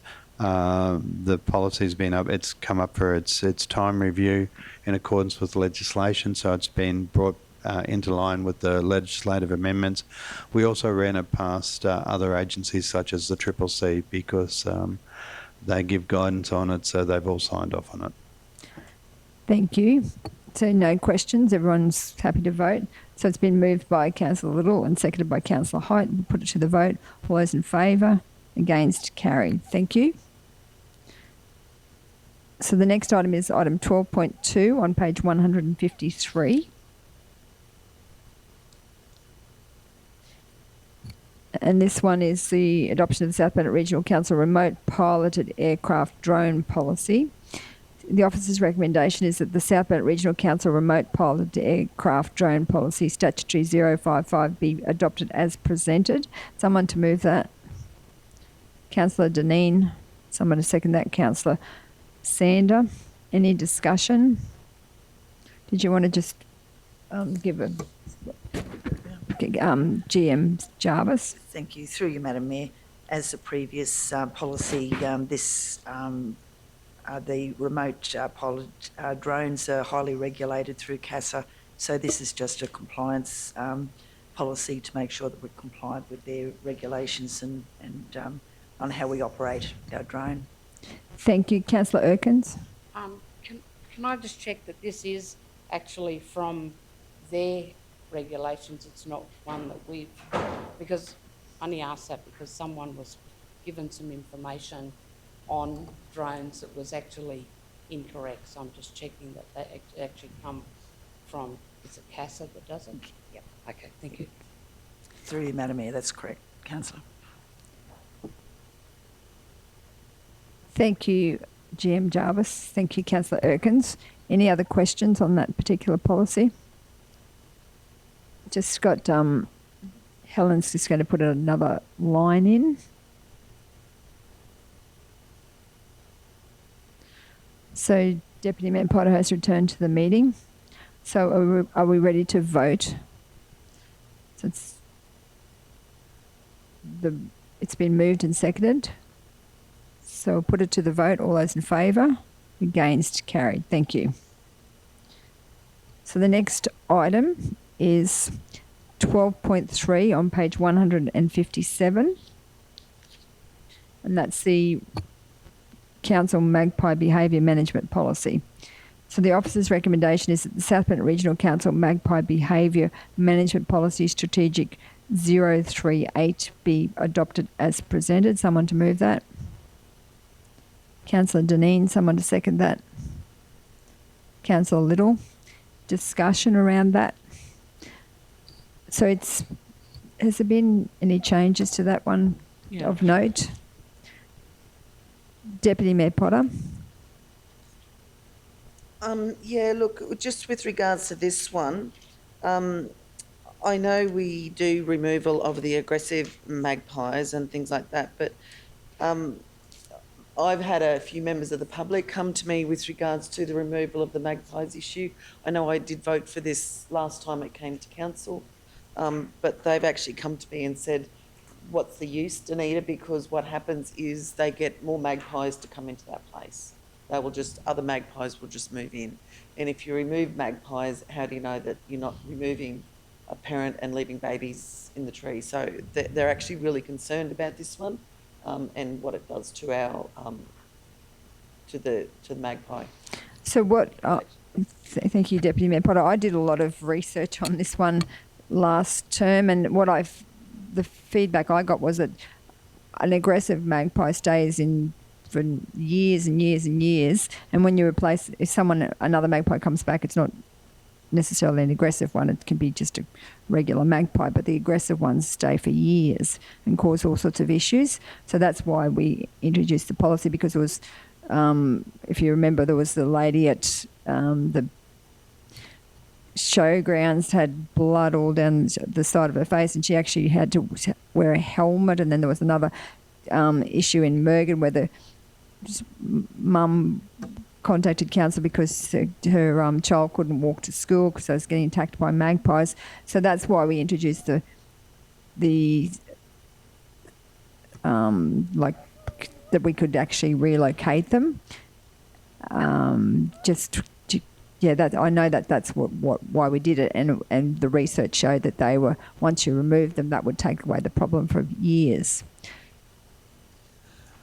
I suppose as a follow-on for that, so there's a section in there that on private property they can engage their own person at their own time, but if there's a magpie that's on private property then that is attacking the residents of the South Burnett, do council do anything about that, or do we leave it up to the resident to do something about that? Because I mean we've got a couple of different issues here. Whether it's just the issue of the magpies on our land, it's different. That are attacking our people. But if we've got magpies on private property that are attacking our residents, who looks after that? Like, who's going to be responsible if they're attacking residents of the South Burnett? Well, that's a private. That's if it's on private property. It's not. I don't think council has any control over what's happening there, but we do have control over our land. Yes, through you, Madam Mayor. Yes, that is correct. We will certainly work with the property owner and advise them that they have got a magpie that is causing harm. It could be across a footpath or a sporting field, but they might actually have the tree and their nest might be in private property. We'll certainly talk to the landowner, but we do not have any jurisdiction in making that landowner remove that magpie. But hopefully we could work with them and work through that process. Whether it's a private property owner or council, either one, we would have to engage a licensed bird relocator. So that's not something that we do. We actually have to find a person that is licensed and they have the relevant skills and expertise in relocating that magpie. So we would certainly pass that information on to a private property owner. Deputy Mayor Potter. I'd actually, through you, Madam Mayor, be interested to know how much money we've spent on this since this policy was put forward. So do we want that as a question on notice? Yes. So, Councillor Sander. In previous years, we've had problems with swooping magpies at both dams and at the Mergen Cemetery. We found if you feed them regularly, like if you feed them and tame them during their nesting season, you will not be swooped. We haven't had a magpie swoop out at either dam since we've started feeding the magpies. Whether that's legal or not, I don't know. So, thank you. Councillor Dineen. I believe that only about 5% of magpies actually swoop. There's only a very small percentage that are quite vicious, and it's a real relief when a really vicious one is removed from a public area because they can be, and I haven't seen another one come back straight away that was vicious. So I think that's quite a good policy. I think it'd be nice to know how much it costs. Maybe we could compare that to the cost of food for them, Councillor Sander.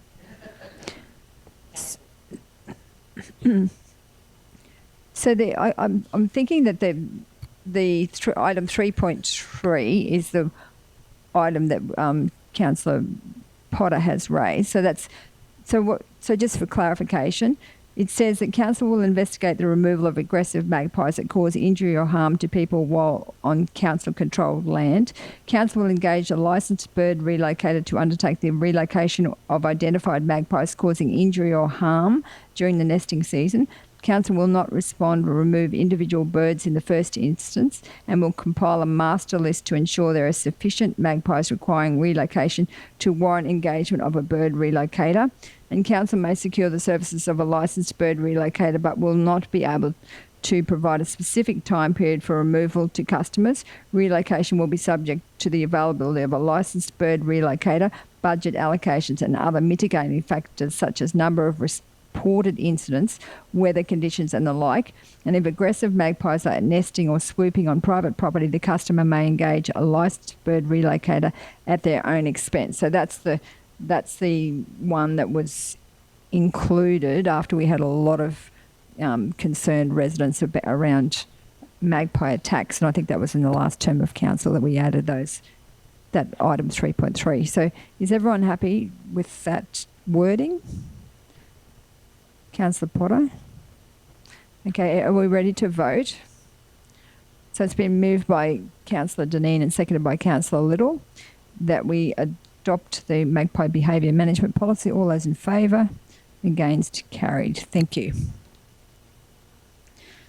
So now we're moving on to, we've got, CEO Mark said the citizenship ceremony recipients are ready, so we might adjourn the meeting for morning tea. Moved by Councillor Height, seconded by Councillor Little. All those in favour? Against? Carried. Thank you.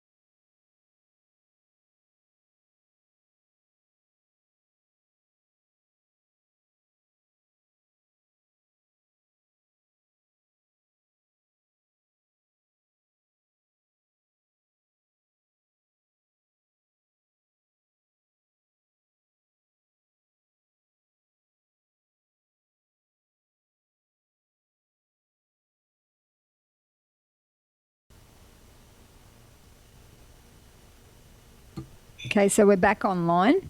So need someone to move that the meeting resume at 11:28. Moved by Councillor Height, seconded by Councillor Potter. All those in favour?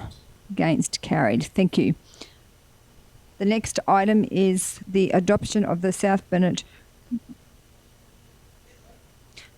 Regional Council Discovery, Handling and Management of Human Remains Policy, item 12.4 on page 162. So this one is that the South Burnett Regional Council Discovery, Handling and Management of Human Remains Policy, Statutory 016, be adopted as presented. So did someone just want to quickly talk to this policy on what this means? Thanks, Mayor. Again, it's without taking up too much time. Regrettably and periodically, council officers come across remains through a range of processes, be it cemeteries or assisting police and in compliance, different areas. This just gives guidance. It's a policy we've had for a little while, just tidy up, no significant changes to it. We have rationalised the procedure, so there isn't a procedure, and we're utilising the state government guidelines, particularly for cultural remains, cultural heritage. Thank you, CEO Mark. Any questions? If not, it's been moved by Councillor Height and seconded by Councillor Potter that we adopt this policy. All those in favour? Against? Carried. Thank you. The next one is the adoption of the South Burnett Regional Council Expenses Reimbursement for Councillors Policy, item 12.5 on page 167. Mayor, with some of the feedback we had a slight amendment to it with the changing of the grouping, so it's been worded up to put the council groupings. I would note this is a statutory policy, if I may, to take a moment of council's time. With the vehicle expenses, there's still the opt-out through the claim or non-claiming, so councillors can opt in or opt out. It's not automatic that there's an allowance paid, and the policy's been updated within the regulations that we need to revisit it in the first period of the new term. So are there any speakers to this motion? So basically what CEO Mark's saying is that we have councillors can claim for their mileage, or they can opt to claim a set amount per week, and or choose to do neither. So it's up to the individual councillors how they want to go forward with this. Councillor Little? I just wanted to mention that the Division 2, 5 and 6, did we not agree to change that at the workshop yesterday? So the changes are Division 1 is 2 and 5, $150 per week. Oh, I'm sorry. I'm looking at an old one, obviously. Divisions 3 and Division 4, $100, and Division 6, $250 per week. And that's, so the councillor can choose to take that set amount. They can choose to claim mileage as separately, but they have to let the CEO know which one they're choosing to do. They either go for the mileage, or else just a set amount, or else you can choose to not claim at all. And then a lot of in the past you can usually claim the fuel and expenses through the through your taxation. So it's just a matter of gives the councillors choice on which way they wanted to go with this one. So would someone like to move this? Councillor Little? Someone to second that? Councillor Height? Any further discussion? If not, I'll move that the South Burnett Regional Council Expenses Reimbursement for Councillors Policy Statutory 002 be adopted as presented. All those in favour? Against? Carried. Thank you. So now we're moving on. I'm just wondering, because we've got the Belogi group in the chamber, could we move a procedural motion that we move to item 14.6 on page 274, so that we can the Belogi group don't have to sit through all the rest of it. I'm guessing that I've got a thumbs up there, so I'm thinking that they probably do want us to move on to that one, because my concern is that we could end up going to lunch before we get to that one. So I move a procedural motion that we move to item 14.6 on page 274. Seconded by Deputy Mayor Potter. All those in favour? Against? Carried. So item 14.6 is on page 274.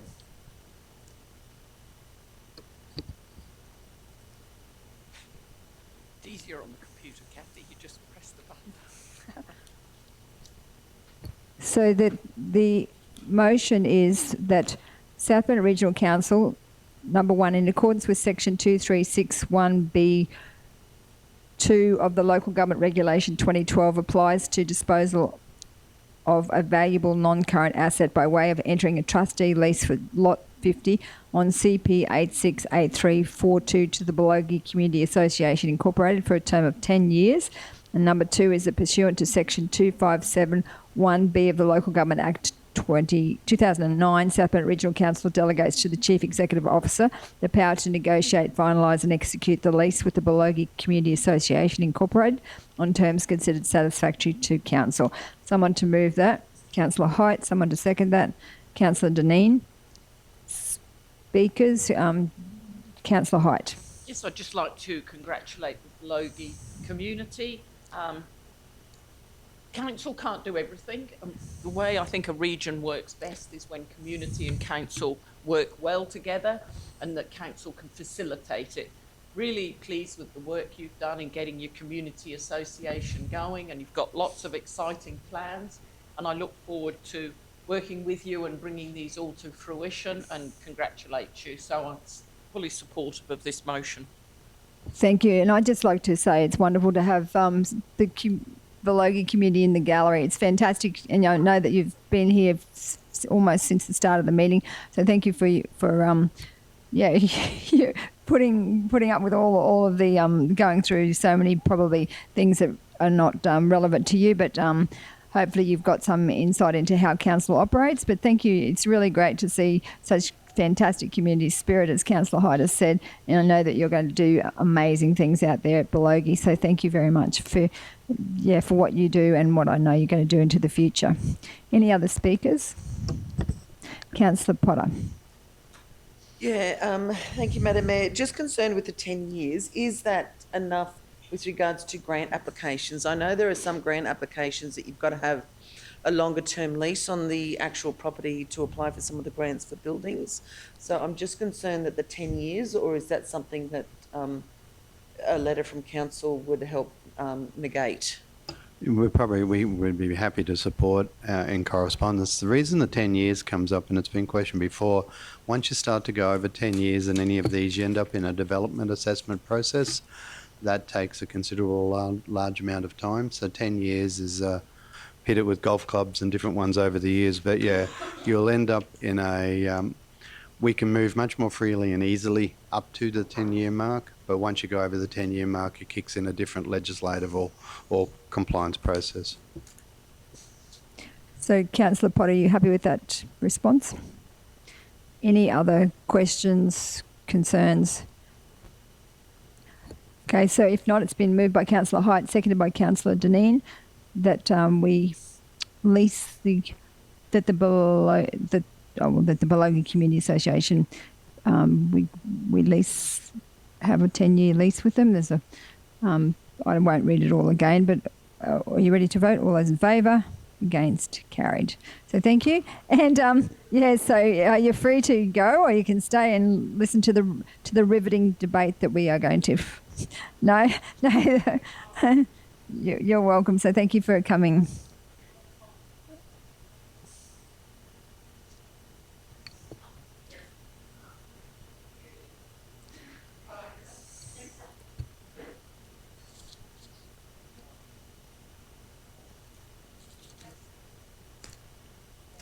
So, do we have to move to come back? Or? No, we're just going straight on to the next item, which is 12.6 monthly financial information on page 175. I might hand over to GM Jarvis to give us an update. Thank you, Madam Mayor. Madam Mayor, councillors, this monthly report is designed to illustrate the interim financial performance and position of the South Burnett Regional Council compared to the expected position at an organisational level for the period ending the 30th of June 24. The meeting reports for June are a modified, shortened version compared to the usual due to the year-to-date figures not being finalised for the 23-24 year at this point in time. The expected position reflects the best estimate of where the 23-24 year will land, and these figures were adopted at the special council meeting on the 10th of July 24. As of the 30th of June, operating grants were tracking below target at 93% due to end-of-year contract asset liability journals not having been performed as yet. Approximately $18.81 million of the monies received so far this year relates to funding from the Queensland Reconstruction Authority for expenditure incurred due to weather events. Council received 85% of their 24-25 financial assistance grant in the first few days of July rather than in the 23-24 year. This caused a negative impact on our operating deficit of approximately $6.8 million, which was taken into account in the expected position figures. Recurrent revenue is currently sitting at 98% compared to the expected position, and recurrent expenditure is also sitting at 99%. Sales revenue is income received from undertaking works for main roads, private works and recoverable works conducted by the Soil Laboratory.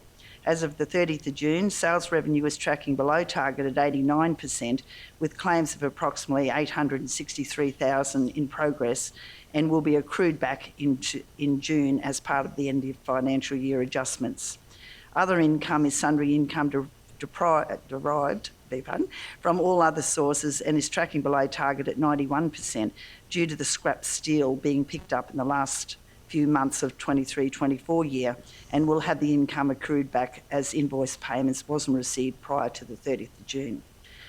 Property and rating debts that are overdue by 90 days or more total $249,000 and are made up of $85,000 in overdue animal registrations, $81,000 being actively pursued by council staff or determination on next steps to being investigated, $33,000 can be recovered when properties are sold, and $50,000 belong to developer contributions that will be finalised in the future. Rates in arrears of the 30th of June is sitting at $4.37 million or 7.03%, which is above the target of 7%, but it's encouraging to watch the trends for the last couple of years has decreased month after month for those overdue rates. There are currently 912 assessments with rate arrangements in place, which accounts for 52.5% of the properties that are in arrears. Other liabilities are made up of the state waste levy payment received in advance and prepaid rates. Council received upfront payments to cover the next 4 financial years' worth of state waste levy. An adjustment to the 26-27 state waste levy of $40,804 was paid in June in 24. The 27-28 state waste levy allocation of $1.547 million will be paid to council in the 24-25 financial year. End-of-year accruals and journals will be processed during July and August in preparation for financial statements and external audit. Council's current cash holdings at the end of June 24 was $61.57 million, with $30.54 million of this currently classed as restricted cash. This has decreased from last month by $762,000 and is made up of decreases in roads of $399,000, buildings of $12,000, waste of $176,000 and water of $175,000. Final reconciliations for restricted cash will be completed once all accruals and adjustments have been performed for the end of the year. Out of council's cash holdings, $62.1 million is invested with QTC with an end-of-month interest rate of 4.75%, and $3.5 million is invested with the Commonwealth Bank with an end-of-month interest rate of 4.85%. Council also has $80,000 invested with the Bendigo Bank.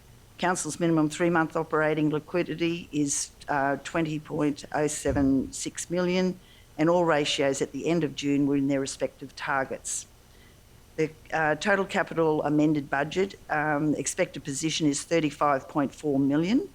Council's capital expenditure program is sitting at 22.44 mil in actual expenditure, which is tracking below target and equates to approximately 63.41% of the total expended position after the fourth quarter capital review.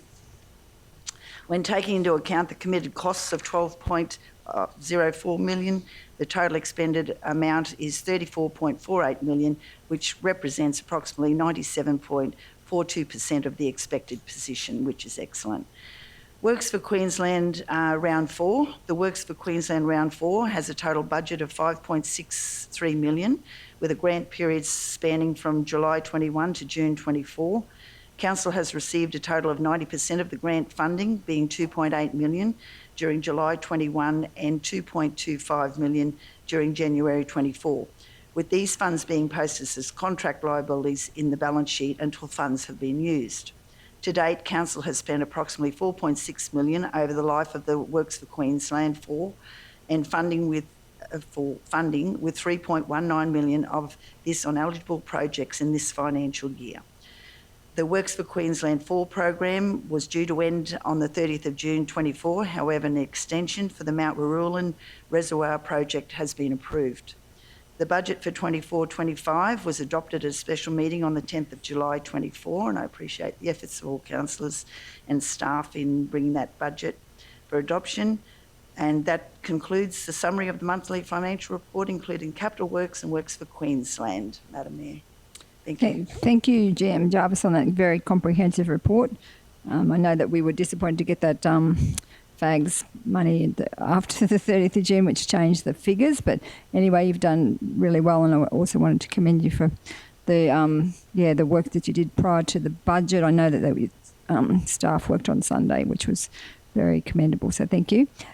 But just a question to GM Aaron, because with the Works for Queensland money that was spent in Division 5 in Mergen, there was the footpath and the upgrade to QE2 Park. We were going to have an official opening because I know that Venus Rabbit, who did the artwork, was wanting to, at least be recognised for that contribution. So where are we at with that potential opening? Through you, Madam Mayor, I'm happy to answer for Mark if that's okay. Well, it was on the executive agenda this week for discussion. So the outcome of that was we would arrange a meeting between Leanne, myself, with yourself and Councillor Santa to organise the event for the footpath and the park. So that'll be set up by your office probably next week. Thank you. And it's really nice to see that beautiful sign now saying QE2 Park, because forever I don't know that it's ever been actually recognised as QE2 Park. So that's very good. So that's timely if we can have that opening sooner rather than later. Any other questions to GM Jarvis or regarding Councillor Height? With the grants report, we've got a great summary there, but can we have a bit more information in that table, that it would have the amounts and then also when it has to be delivered by and how much council is putting into that? But other than that, I really like that grant table. I think it's quite useful. Thank you. Through you, Madam Mayor, I only spoke to the manager when I was reading the report here the other day, and we actually I've asked for those figures to be included. So yes, I sort of felt it was a little bit lacking there, wasn't it, with figures? So yes, absolutely. Thank you. Thank you, Deputy Mayor Potter. Yeah, thank you. With regards to, as Councillor Height was talking with regards to the grants page, we've got the event operational grant on that page. It's in operational, but it says the grant amount spend will increase as more. Don't know the rest of that, but I thought we had something like 8 million here, but it seems we've only. It's on that grants and funding page 216.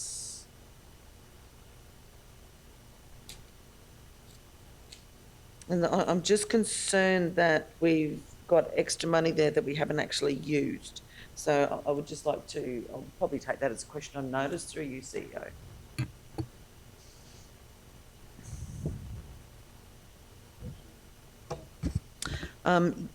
Yes, with regards to some of that disaster recovery funding agreement, we got the grant, which I thought was about 8 million. Correct me if I'm wrong, Madam Mayor, but it looks like we've only spent about 5. So to me, that looks like there's 3 million of grant funding unaccounted for. So was that the disaster resilience funding that was used? Some of it was used for Highsville. Is that the money that you're talking about? Yeah. Well, it's event 1 operational down. It says operational, but it doesn't actually have the grant value amount in there. It's about the only one that doesn't have the grant amount in there. There's a couple in there, and I just would like to know how much the grant amount was and what we've spent and if there's any funding still available. So that would be that resilience money. I think so, yes. So that's a question on notice. Okay, thank you. Any other questions to GM Jarvis on the financials? If not, we need a mover. That the Councillor Potter, seconded Councillor Erkins, that the monthly financial report included capital works and works for Queensland W4Q as at 30th of June 2024 be received and noted. All those in favour? Against? Carried. Thank you. Now we're moving on to item 12.7 on page 218. So the recommendation is that Council receive this report for information. It's to do with the Strategic Procurement Coordinator, the 23-24 EOFY stock take, and it was the author was the Strategic Procurement Coordinator. So would someone like to just speak to that report? GM Jarvis. Thank you. Through you, Madam Mayor. Now, an accurate stock take is crucial to ascertain the business's inventory value, as this value impacts financial statements such as your profit and loss statement. Assets management implications may be observed when there are significant variances in the stock take count, as inventory is regarded as a current asset, whereas kept for less than 12 months. Inventory that does not turn over after 12 months may be considered as dead stock, obsolete inventory, and counted as a liability. Council holds approximately $803,000 for the general stock, with an increase of $31,300 in total value, up from $771,700 in the 22-23 financial year, plus $93,000 in bulk fuel stock on hand, with an overall value total of $896,000 stock on hand. The final result for the 23-24 end of year financial year stock take for the Council's general stock on hand has resulted in a positive stock adjustment of $4,869. This positive stock adjustment or gain has occurred due to the finalisation of the major Kingaroy transformation project and the return of the inventory of various items access to requirements. In accordance with good practices, a variance of 2% or less is considered as acceptable, with the final result being a pleasing plus 0.6%.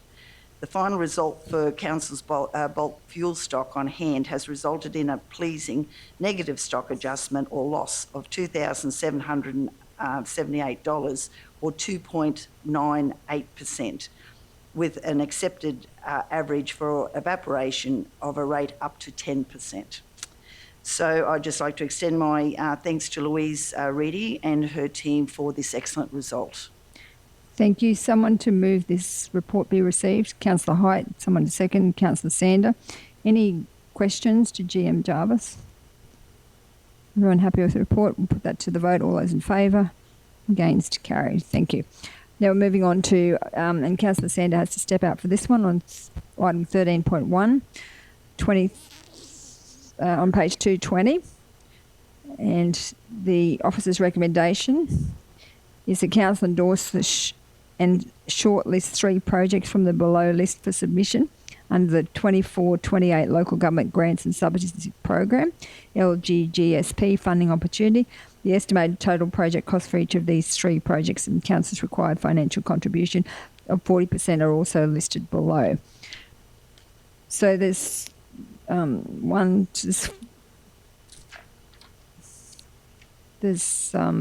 three, we've got 4 projects listed. And I'll ask, So we've actually got the recommended projects here.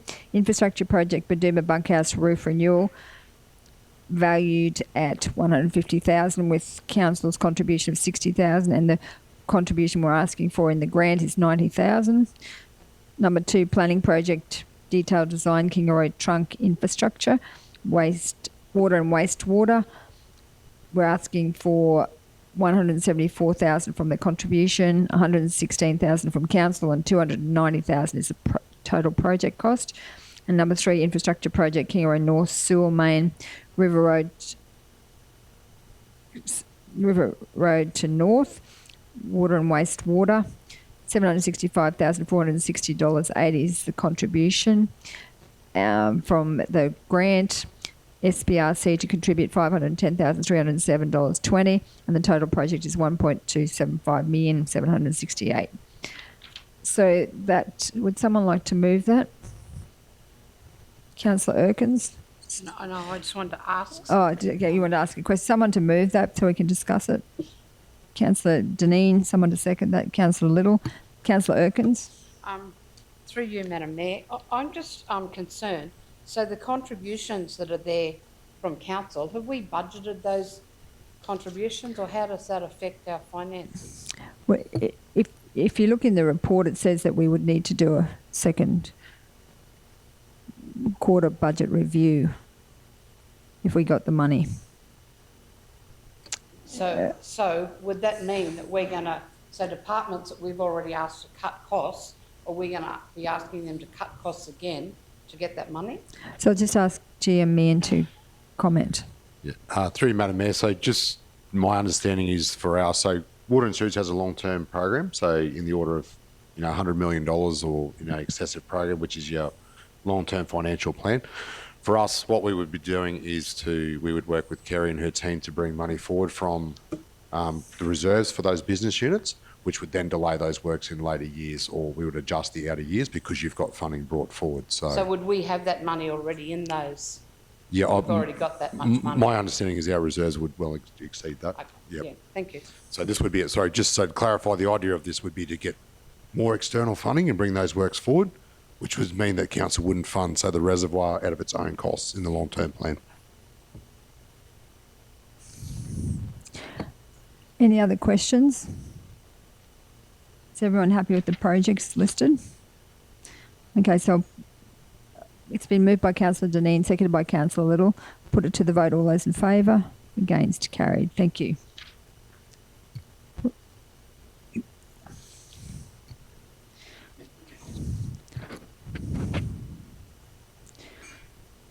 So Councillor Sander has returned to the room.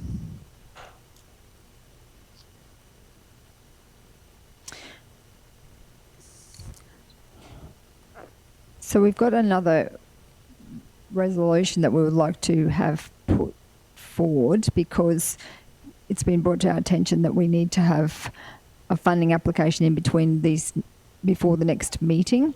So the recommendation has come from GM Aaron is that the council make application where eligible for trunk infrastructure upgrades under the Australian Government's Housing Support Program, Community Enabling Infrastructure Stream for the following. Number 1, Kingaroy Trunk Sewer Upgrade, First Avenue to Kingaroy North, and number 2, Kingaroy Trunk Water Upgrades, including reservoirs and Harley Street Trunk Water Main. So that Councillor Deputy Mayor Potter is wanting to move that, and Councillor Height wants to second that. Just wanted to let you know that that is one of the benefits of going to the conference, because the Prime Minister actually announced that funding round while we were there, and then I sent an email to GM Meehan and about the options, and now they've actually looked at it, and it is a good opportunity for us. So that was a benefit of going to the conference, is we're starting to get our head around a lot more of these grants that are available. So, Councillor Height. No, I just wanted some more details. I think this is 100% funding, isn't it? And we haven't got the figures in there. Should we have the figures in the resolution? GM Meehan. Yeah, through you, Madam Mayor. So you're right, correct, Councillor. So my understanding is the program's worth $500 million thereabouts all up, with a maximum grant of up to $45 million per project. We did look at putting the figures in there. The only difference is the figures that we have are a high level. For the purposes of our application, we would be seeking to do probably a little bit more diligence with our estimates. But to give you an idea, just for councils, the trunk sewer upgrade, we're talking in the order of $4 million originally with council. We have a Works for Queensland project on there as well, so we would look to do a more diligent estimate on that to make sure that we're trying to seek as much funding as we can. The trunk water upgrades in the reservoirs and Harley Street trunk water main circa of that, at a high level estimate we did some time ago, was in the order of 15 million. So our application would be in the order of that, and we may partially break that up depending on the guidelines. I just note that the team today will be participating in a briefing session from the department to get a better understanding of the program, and we will move to do that. We will require some external resources to assist us in putting that together. It is quite a heavy application process and covers a lot of areas which are probably not things that we're used to for putting submissions for, so we will need to address those items to make us competitive as possible. So given it's 100% funded, we would be seeking to put the correct amount in based on that. The other thing we'll note with our estimates too, sometimes these programs can take a while to be decided, and what it costs us today might be different tomorrow as well, so we'll be looking to put some contingency inside that as well to try and address or mitigate that as best we can. Thank you, GM Meehan. Councillor Height. We've got two applications there. Because there's a lot of work involved in putting them in, would we be better to just put all our effort into one application, probably the big one? I just feel that we're reasonably unlikely to get both, are we? Or is that possible?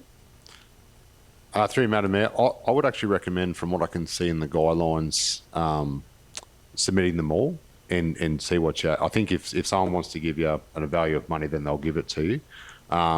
It'll be... We will look further into the trunk upgrades of how we may separate the reservoirs out. We might separate the water main out as well, depending on what we better understand about the guidelines. With the trunk sewer upgrade, they probably, depending on what assessment is made by the government, they're probably two very different projects. One is sewer, the other one for development, enabled development. The other one with the trunk water infrastructure upgrade, it has a lot more behind it as far as the MIP for water security purposes and those sort of benefits as well. But I haven't seen... We need to look at the applications on their merit when they come through, and I think it'll depend on how much development it supports and what are some of those other outcomes. So I wouldn't like to rule one out, because we might choose one, but the other application might be stronger to the government depending on its needs. That would just be my only feedback. Thank you, Councillor Erkins. Can I just ask, is stormwater trunk infrastructure? Yeah, through you, Madam Mayor, yeah, I believe it would be covered in the utilities. I'm not guaranteed on that, but utilities or water. Is there any options, because we have stormwater issues in a number of our towns and villages? Is there any opportunity for us to put a submission in on any of those? Through you, Madam Mayor, it would have to be linked to a development and increase in housing as a result of that, as opposed to dealing with an existing infrastructure shortage. So you'll have to demonstrate, so part of that, if those guidelines I sent through to council yesterday, if you have a look at those sections there, you'll have to demonstrate that it would increase development. So the difference with these projects, we would identify that they actually directly feed into development and extension of housing within the area. Okay, so just while we're on the subject then, for development, I see a lot, we discuss a lot about what we can do here to increase development in Kingaroy, but I never really see much for any of the other towns. Are there things that we can discuss or workshop at some time, what we can do to increase development in the other towns, because while I acknowledge that Kingaroy is now the self-appointed capital of the South Burnett, you know, there are other towns, but not everyone wants to move to Kingaroy, and a lot of the other towns do have things that are appealing to people moving into this area that they don't necessarily. So is there any chance we can workshop at some time how we would go about increasing, encouraging development in the smaller towns and villages? Thank you, Councillor Erkins. The CEO, Mark, note that, and we'll have that as one of our items on the workshop. Thank you. Any other? Councillor Potter? Yeah, thank you. This is fantastic, and some of the good news stories that we bring back from the conferences. I'm just wondering whether it's possible, I don't know, but whether it's possible to maybe put in the Kingaroy East development that's been looked at before. They've come and presented to council before with regards to their water upgrades as well, not the one near opposite Swickers. Yep. Through Madam Mayor, so that's the Harley Street trunk water main listed there. That's that. Yep. Yeah. So we'll be looking to look at that whole project for water, and then also, you know, look at breaking into parts if we need to. So that will enable that development and others on that end, is my understanding. Wonderful. Thank you very much. Yes, so it is a good opportunity for us. So any other questions? So it's been moved by Councillor Potter and seconded by Councillor Height that we put in the two projects, Kingaroy Trunk Sewer Upgrade and the Kingaroy Trunk Water Upgrades, to for an application, funding application. All those in favour? Against? Carried. Thank you. Now we're moving on to item 14.1 on page 248. The officer's recommendation is that South Burnett Regional Council note the report for information. This is the library survey and information. Someone to move that? Councillor Potter, someone to second that? Councillor Height. Speakers to the report. Do you want anyone to Councillor Potter? Look, you all know how much I love our libraries in the South Burnett. We do have the best libraries, apart from the best councillors, but our libraries and library staff are pretty incredible. And the way that they welcome the community into those spaces, they're not quiet spaces anymore by any means, but they're a space that anybody can go into and actually have a wonderful time, and you can learn so much from our libraries. There is just so much in there to do. So I would like to congratulate the staff in that area. Thanks, Leanne. If you could pass on Council's thanks in that stage. Thank you. So this was it was a survey, and they got 132 responses were received, which is very good. With regards to library, did GM Leanne or someone do just want to provide a little bit of feedback about what that looked like? Was there a lot of? I'll just hand over to Manager Deborah. Deb. Thank you. Thank you, Mayor. So really the survey was done in June, and these survey results are part of the report that goes back to State Library Queensland because they fund us for resources during the year. Our responses, 132 responses came back, and they were very positive. We were in a high range between 4 and 5 with all our responses. I think the lowest one was around our children's programs. So that's something that the staff will look at and seeing how they can make improvements and what else they can do. And then also on the bottom of the report was just some feedback from some of the respondents on their views around the library. So it's really just for noting this report. Thank you, Manager Deborah. Councillor Hyde. Yes, just wanted to raise a question. Firstly, a fantastic result. Our libraries are wonderful. I particularly love BorrowBox. It's a fantastic asset. But for those people, particularly the elderly who borrow physical books, it's been raised with me about parking. In Wandai, for example, there's usually some parks there for sort of 10-minute parking where people can park outside, nip in, drop their books and come back. But in Kingaroy Library, there's no restricted parking, and it's been raised with me that people would like to have a 10-minute parking spot where they can just park, nip in, drop their books and off again. And, you know, particularly older people having to walk, carrying several books is a bit of an issue. Is it possible that could be looked into? Now, I'm not sure how it relates to Nanango, Mergen Libraries, Blackbutt, I'm not sure. But certainly Kingaroy and less so Wondai. Wondai, I've never seen a problem because there's enough parking bays there.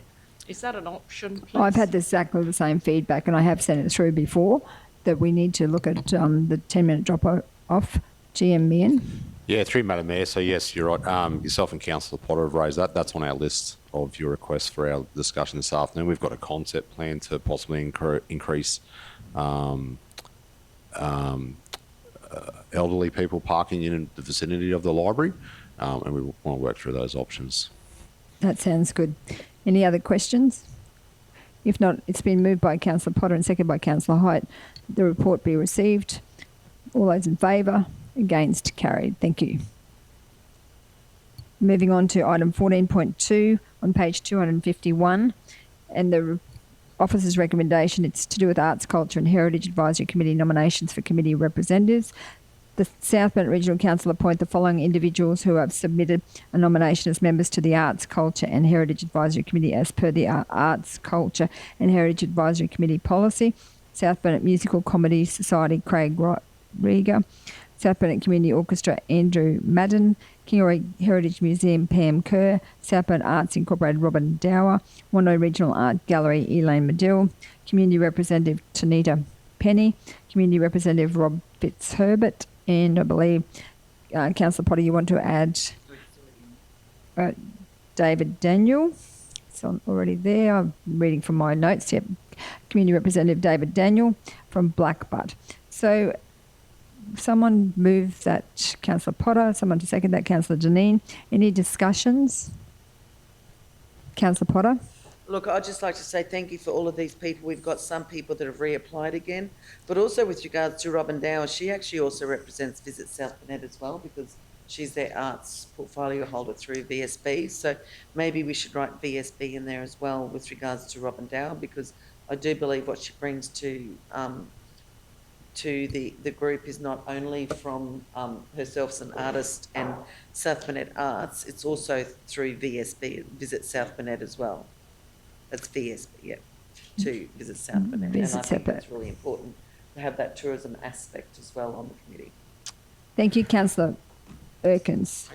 I think I've probably been a little lax in the fact that I probably haven't spread this as much through the Nanango community. I see there is nobody from our community have nominated, and I just wonder whether I can, it wouldn't be too late if I have somebody from Nanango, if I speak to some of those artists and see if one of them would be interested in nominating, and we can bring it back to a further meeting to confirm. Councillor Potter? Yeah, so I don't have an issue with that at all, but that may need a policy change. Thank you. So we may need to bring the Arts, Culture and Heritage policy back, because I think it's got numbers written down there. So maybe we need to revisit that and look at the numbers, or maybe even leave the numbers out of the actual policy when we bring it back.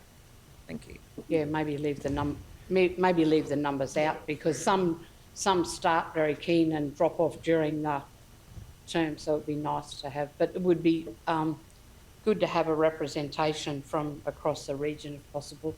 Thank you. Councillor Height. Well, I was just going to say, in the policy, it says only 2 community representatives, and we've now got 3 nominated.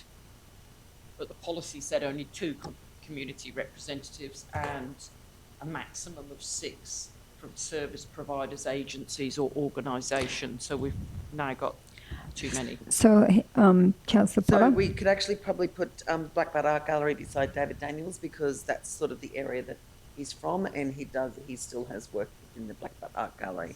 If that would,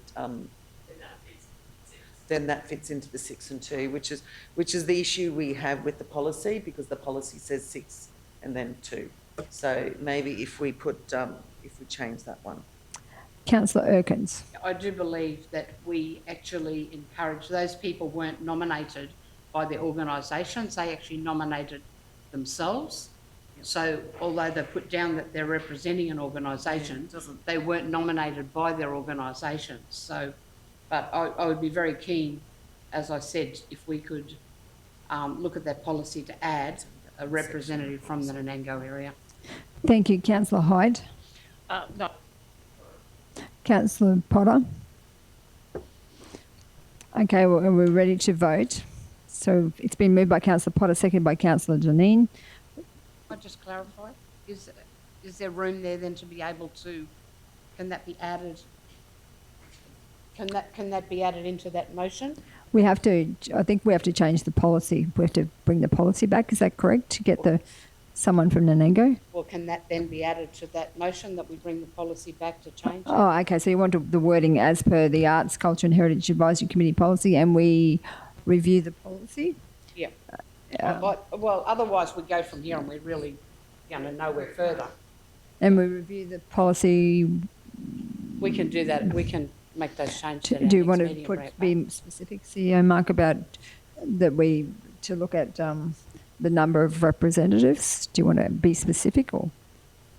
Well, I do think that it is a Arts, Culture, Heritage Advisory Committee for the South Burnett, so I think it really should be open to representatives from across the South Burnett. I would think that's really, and as I said, that was probably an oversight on my behalf that I didn't seek, although we did seek one nomination from Nanango, we're unable to get it. But So if we add the word and we review the policy with regards to Just leave it at, the number of representatives.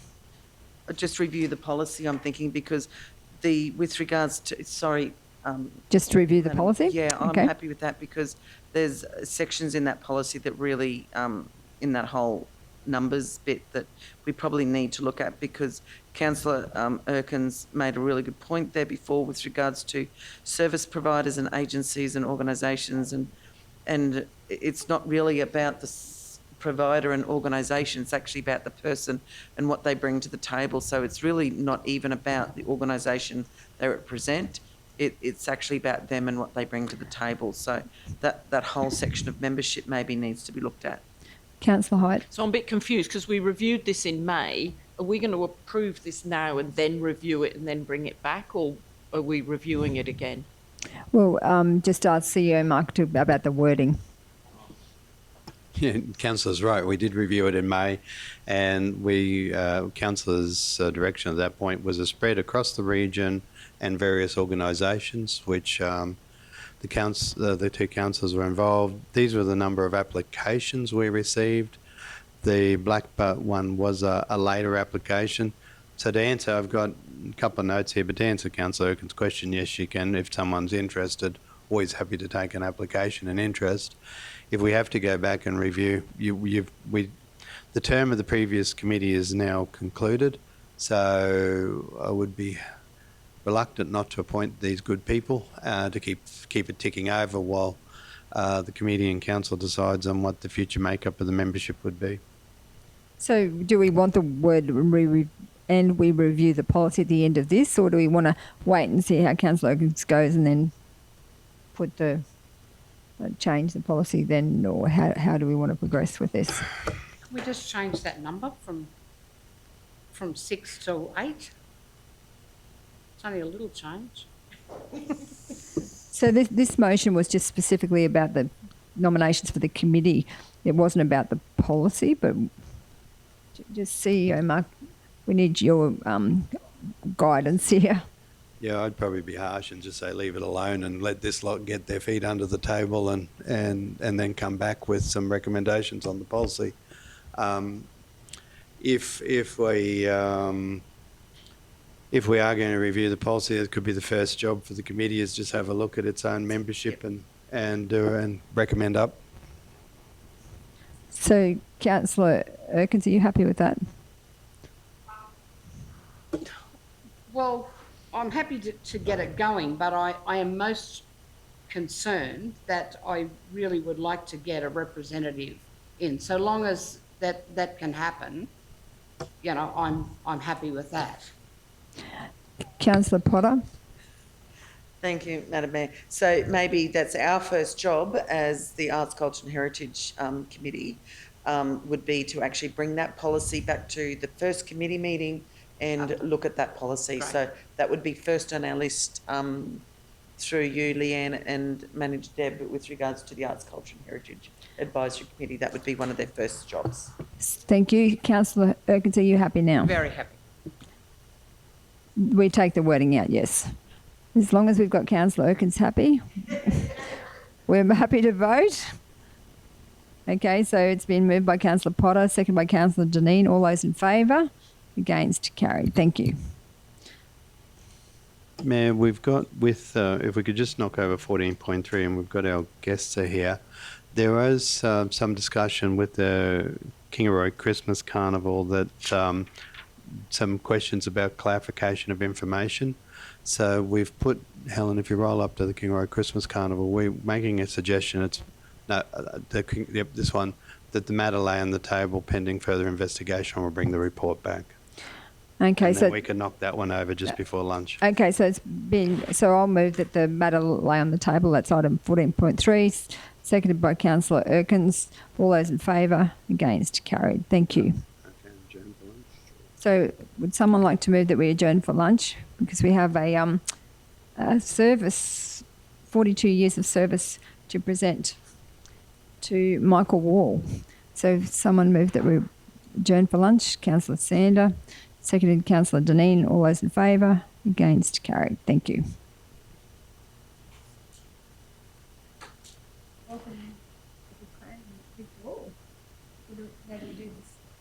Yep, yes, please. Oops, sorry.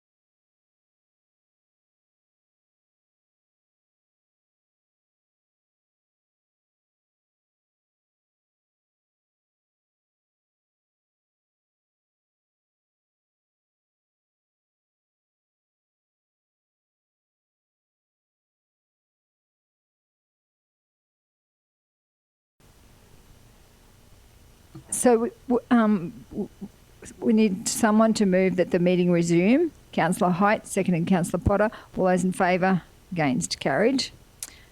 So welcome back, everyone, and we're moving on to item 14.4 on page 265.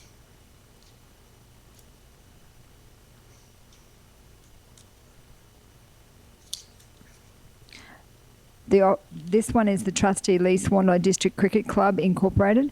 The officer's recommendation is that South Bennett Regional Council number 1, in accordance with section 2361B2 of the Local Government Regulation 2012, applies to disposal of a valuable non-current asset by way of entering a trustee lease on Area A for part of Lot 156 on FY 809991 to the Wandai District Cricket Club Incorporated for a term of 10 years, and 2, pursuant to section 2571B of the Local Government Act 2009, South Bennett Regional Council delegates to the Chief Executive Officer the power to negotiate, finalise and execute the trustee lease with the Wandai District Cricket Club Incorporated on terms considered satisfactory to Council. Someone to move that? Councillor Height. Someone to second? Councillor Sander. Discussion? I'm just Councillor Height. Yep, I'm just happy to say I'm pleased that the cricket club do a great job out there. I'm pleased to see they're taking a lease because it gives them the opportunity to apply for grants. And I would like to congratulate acting GM Leanne, who's done a lot of work with, working with the club to get this organised. So, yeah, very supportive. I think it's a great idea. Thank you. It has been a long time coming, so it's good to see. Any other discussion? If not, I'll put it to the vote. All those in favour? Against? Carried. Moving on to item 14.5 on page 269. So the trustee lease Baramba United Football Club. The officer's recommendation is that South Bennett Regional Council number 1, in accordance with section 2361B2 of the Local Government Regulation 2012, applies to disposal of a valuable non-current asset by way of entering a trustee lease on Area B and C for part of Lot 156 on FY 809991 to the Baramba United Football Club Incorporated for a term of 10 years. Number 2, pursuant to section 2571B of the Local Government Act 2009, South Bennett Regional Council delegates to the Chief Executive Officer the power to negotiate, finalise and execute the trustee lease with the Baramba United Football Club Incorporated on terms considered satisfactory to Council. Someone to move that? Councillor Height. Someone to second? Councillor Little. Discussion? Probably just ditto. I agree with this one too. Ready to put it to the vote? All those in favour? Against? Carried. We've done item 14.6, so we'll move on to item 14.7 on page 328.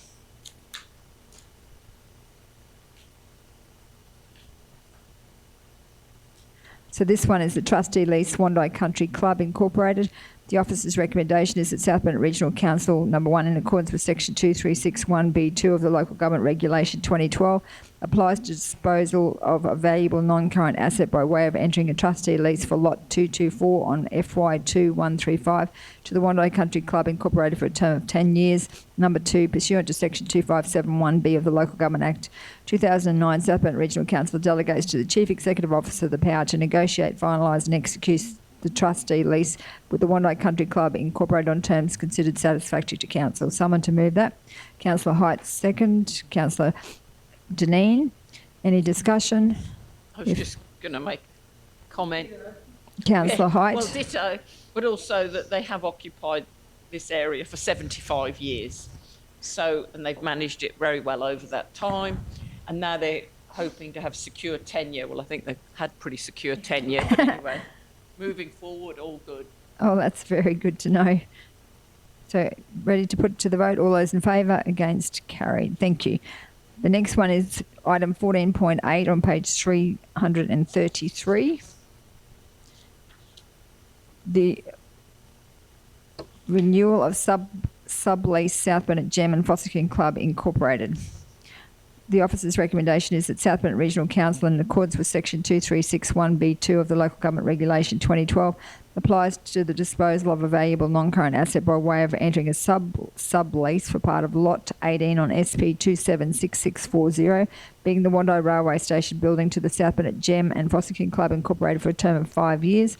And number 2, pursuant to Section 2571B of the Local Government Act 2009, South Burnett Regional Council delegates to the Chief Executive Officer the power to negotiate, finalise and execute the sublease with the South Burnett Gem and Fossican Club Incorporated on terms and conditions considered satisfactory to Council.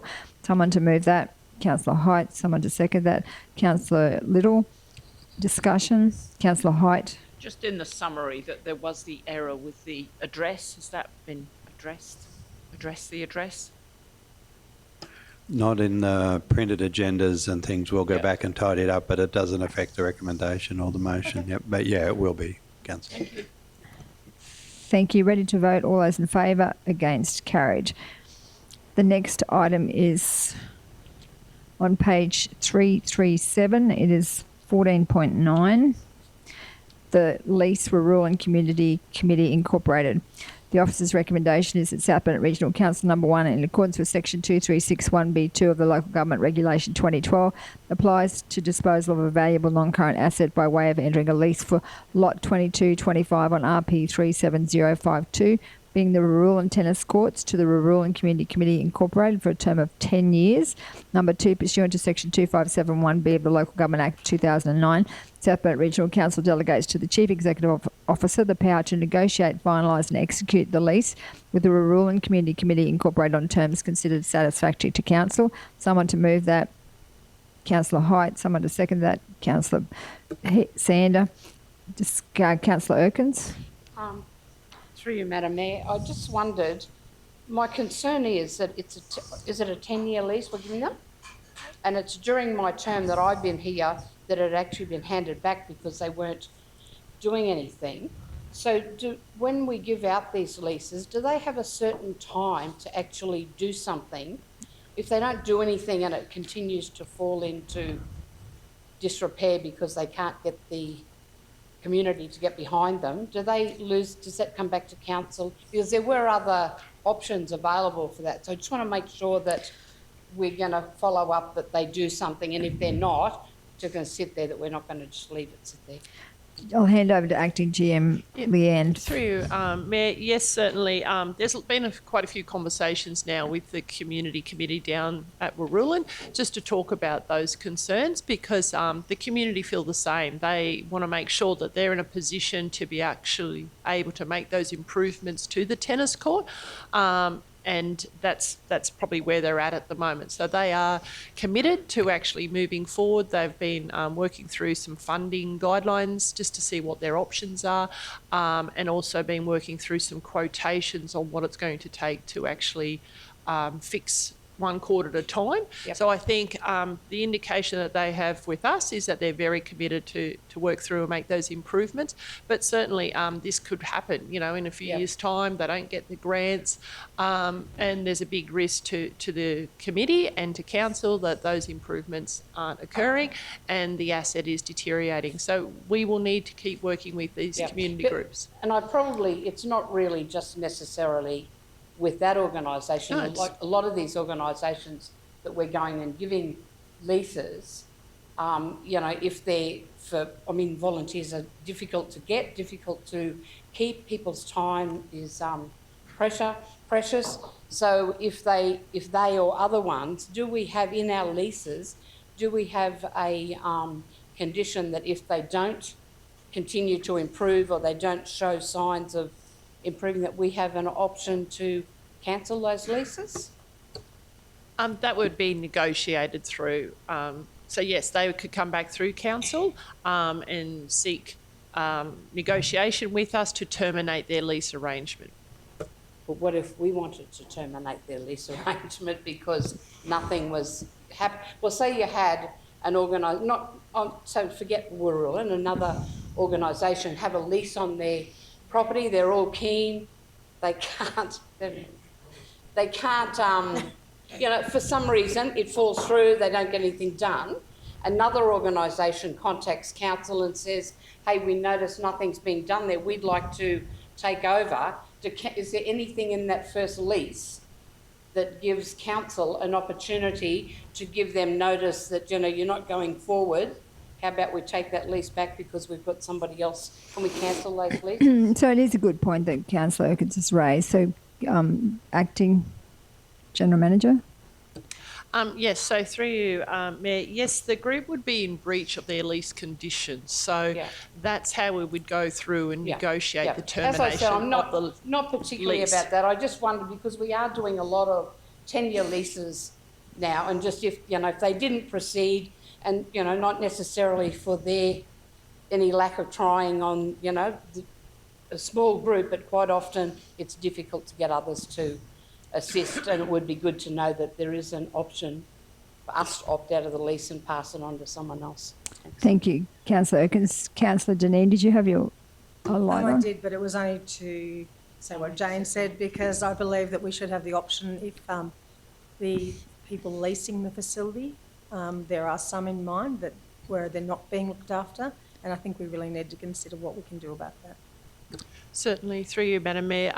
All the leases have maintenance conditions in their lease. So if community organisations or any operator that has a lease, if they're actually not abiding to those rules and they're breaching their lease terms and conditions, then we would negotiate through with them and explain to them that they have breached their lease conditions, and then we would be looking at either resolving that or cancellation of the lease agreement. So yes, we would work with the community group, of course, just to see why and how we could address that together.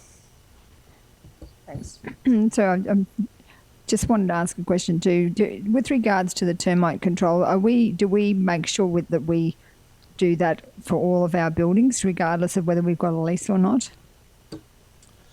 I just have to check through that. Yes, we do all the termite inspections. They would do ongoing spider and other pest management activities within their facility, but all of our timber facilities, we actually do the termite inspections on them, and that's to ensure that we're actually maintaining and looking after council's assets.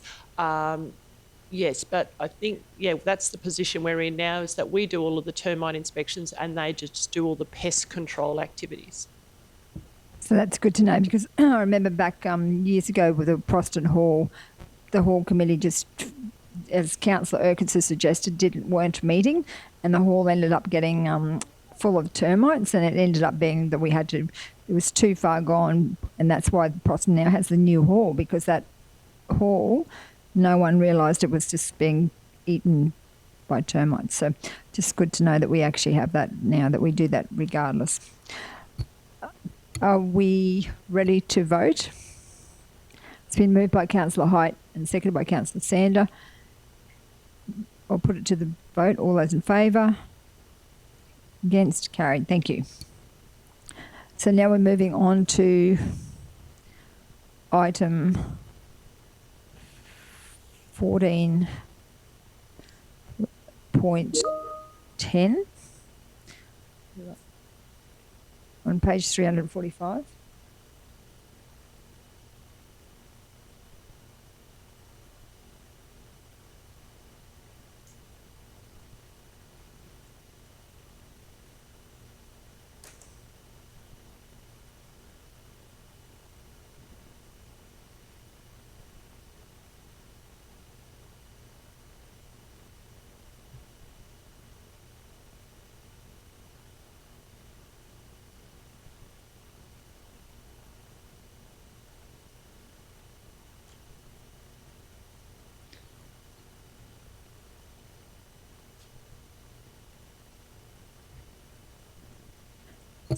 So we're moving on to item 14.10, access licence lot 2 on RP 27660 and Mountain View Lane. The officer's recommendation is that South Burnett Regional Council enter an access licence for part of lot 2 on RP 27660 and the remaining unmade section of Mountain View Lane with Ergon Energy Corporation Limited for a term of 10 years. Number 2, pursuant to Section 2571B of the Local Government Act 2009, South Bend Regional Council delegates to the Chief Executive Officer the power to negotiate, finalise and execute the access licence with Ergon Energy Corporation Limited on terms considered satisfactory to Council.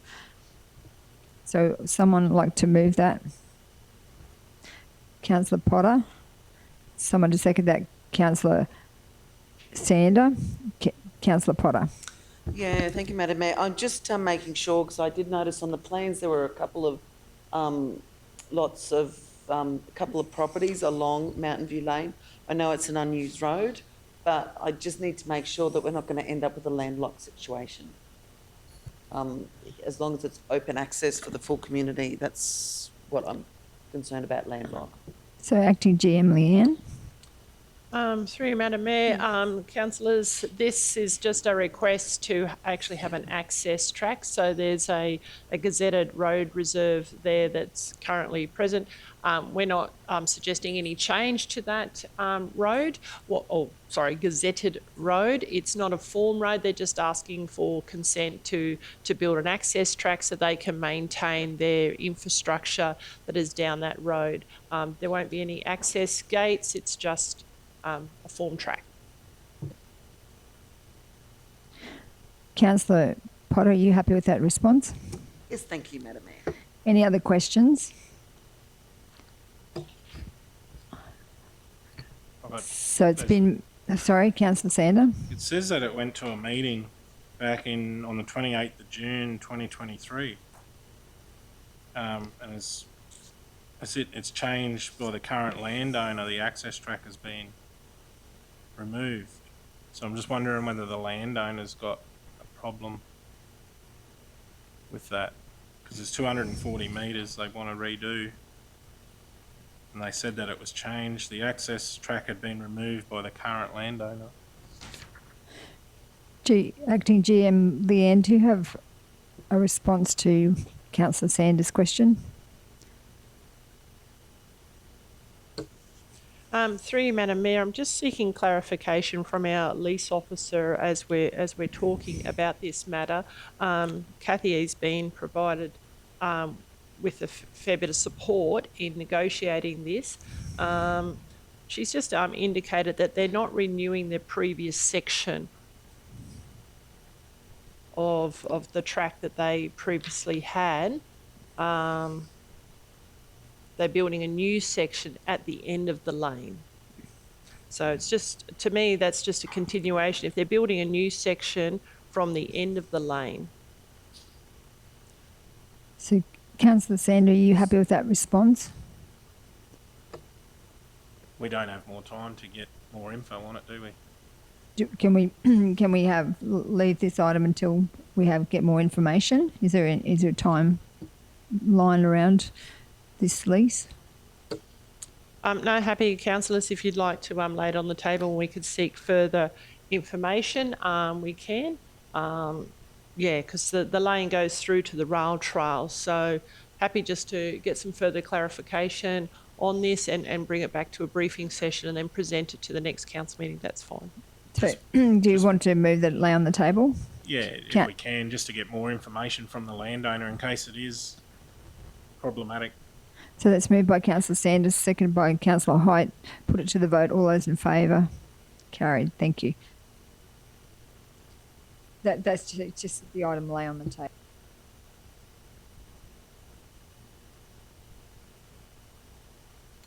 So 14.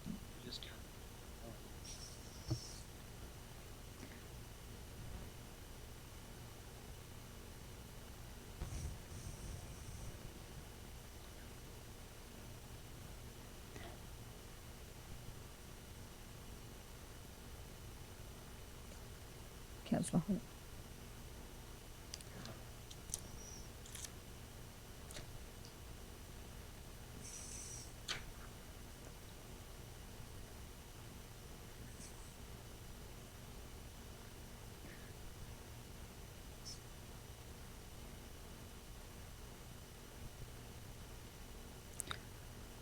So we're moving on to item 14.11 on page 510.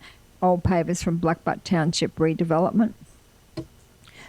The officer's recommendation is that council resolves to donate pavers to the Blackbutt Tennis Club Incorporated for the use of creating a base for the bulk of bags at the Blackbutt containers for change under council disposal of asset policy 3.2.3, exceptions for valuable non-current asset contracts. Under section 236 of the Local Government Regulation 2012 provides for the following exemptions to section 227. B, the valuable non-current asset is disposed of to a government agency or a community organisation. Could someone move that? Councillor Little, second. Councillor Deneen. Speakers. Councillor Little. Yes. Thank you, Madam Mayor. Just wanted to say that the tennis club did at one stage have an opportunity to get some of these pavers when the township redevelopment was happening, but they didn't have a use for them. So since then, one of their major fundraisers is actually collecting the cans and bottles. And so now, because of the bulk amount that they get, they need a bigger area. So it's just to create a base that they can put their bulker bags on so that they're not just sitting down on the grass. Thank you, Councillor Little. Any other discussion? I just wanted to flag that I actually sent them through a customer request to Acting GM Leanne about the Lions Club actually wanting to now use bins for containers for change to collect to bins in the parks. It was a suggestion for. Did you want to comment on that one? It was a suggestion that they use the old broken bins and they want to modify them. And we're getting a photo from, was it Gameri, what they're doing in Gameri, the Lions Club, to collect recyclables in the towns. Yep, through you, Madam Mayor. Most definitely, we would really like to be part of those discussions. I've talked to our waste management team and our manager, and we've got a report coming back to council on what some of the options may be across the entire South Burnett if council would like to have a look at that, because I think there's probably a lot of community organisations that could assist and see this as a fundraising opportunity. So a great initiative, and it's good that the Blackbutt Lions Club would like to be part of that. So yes, happy to have those discussions and work through it and bring back a report to council for consideration that we might be able to do something across the entire South Burnett.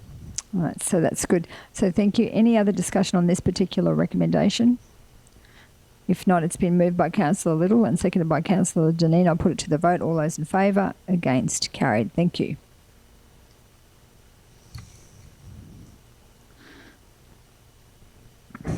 The next item is 14.12, South Burnett Regional Council Climate Change Adaptation Strategy and Action Plan 24 to 34 on page 512.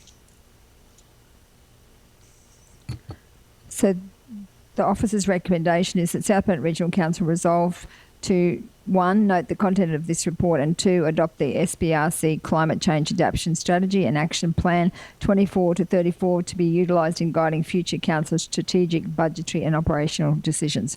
So I know that this one is specific to the council organisation itself, not across the whole region.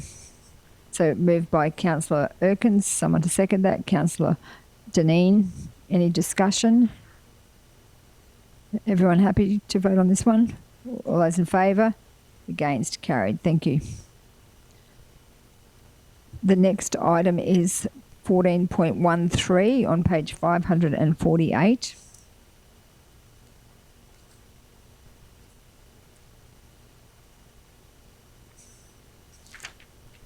This one is material change of use intensive animal industry expansion of existing feedlot to 6425 SCU and associated infrastructure at 1270 and 1344 Memorandum Barkers Creek Road, Wattle Camp, and described as lots 1, 2, 6 and 7 RP 157322, lots 3, 4, 5 and 8 on RP 157323 and lots 9, 10 and 11 on RP 157327. The applicant packager feedlot, Queensland Proprietary Limited, C-AGDSA.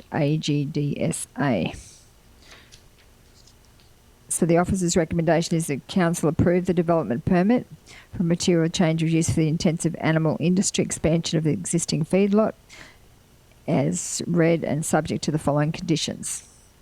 So I might ask someone to move that, or do we want to discuss it first? Councillor Height, someone to second that? Councillor Potter. Might ask Manager Leo to... Do you want to brief us on what's happening with this particular application? In terms of the applications, obviously for the intensive animal industry expansion of the existing feedlot, the proposed development is in a number of stages. Stage 1, which outlines there in the report in terms of the number of units, and then stage 2, which is a further extension. Yeah, look, the report's recommended to council for approval subject to the conditions, and I know that there was some questions around some regarding the culvert side of things, which I'm happy to provide an update, or the GM infrastructure. So Yeah, thank you. I did ask the question, was the applicant aware that they would have to do some road upgrades, particularly to that culvert, and the costs? So I think General Manager Meehan has addressed that. Yeah, through you, Madam Mayor. So we spoke with the development team yesterday, and Justin's made contact with the proponent and their engineer to make them aware of the condition, and we'll be having a forward meeting with them post this to probably take them through that condition in some detail and see where that goes. Thank you very much, GM Aaron. Any other comments, questions? Councillor Height. No, I'd just like to comment that it's great to see a small business doing so well. I'm very supportive of it.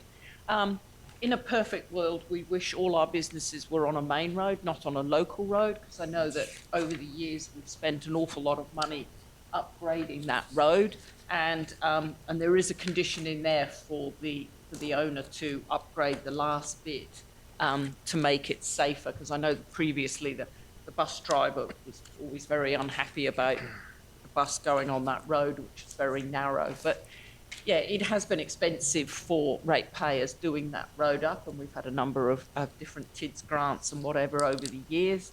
But yeah, no, I am supportive. I think it's a great expansion to this local business, and I wish them well. Thank you. Any other questions? So just a question to Leo. Do we always let the proponents know, like the applicants know, what the conditions are, and do we articulate to them the potential costs? I know in this particular case it was overlooked, but is that a normal practice? Madam Mayor, it just depends on the complexity of the application. Usually for fairly basic applications that would come before us, no, we do not. And even with complex applications, that's not always the case. We can do that depending on the complexity of the application, and it also obviously then also relates to the resources and the time. So under the statutory timeframes, we have a certain amount of time. So if there's agreement by the applicant to extend the period for assessing an application, and there's an agreement reached between the parties, then yes, we can certainly do that. But that's obviously an administrative sort of process that would have to be followed, and the small team that we've got sometimes doesn't allow that if we're sort of running on a fairly tight time frame. I appreciate with this particular one, perhaps that could have been done. But look, if the councillors were inclined to go down that path, we could certainly have a look at it and just report back on some of the implications that may have on our resources in terms of being able to do that. But certainly for the more complex applications, usually you'd sit down with the applicants and go through and work through the application accordingly. Thank you. Councillor Sander? I think on some occasions, like when these conditions are put on, there'd be a rough estimate of what it would be. You could give an initial ballpark figure between this and that.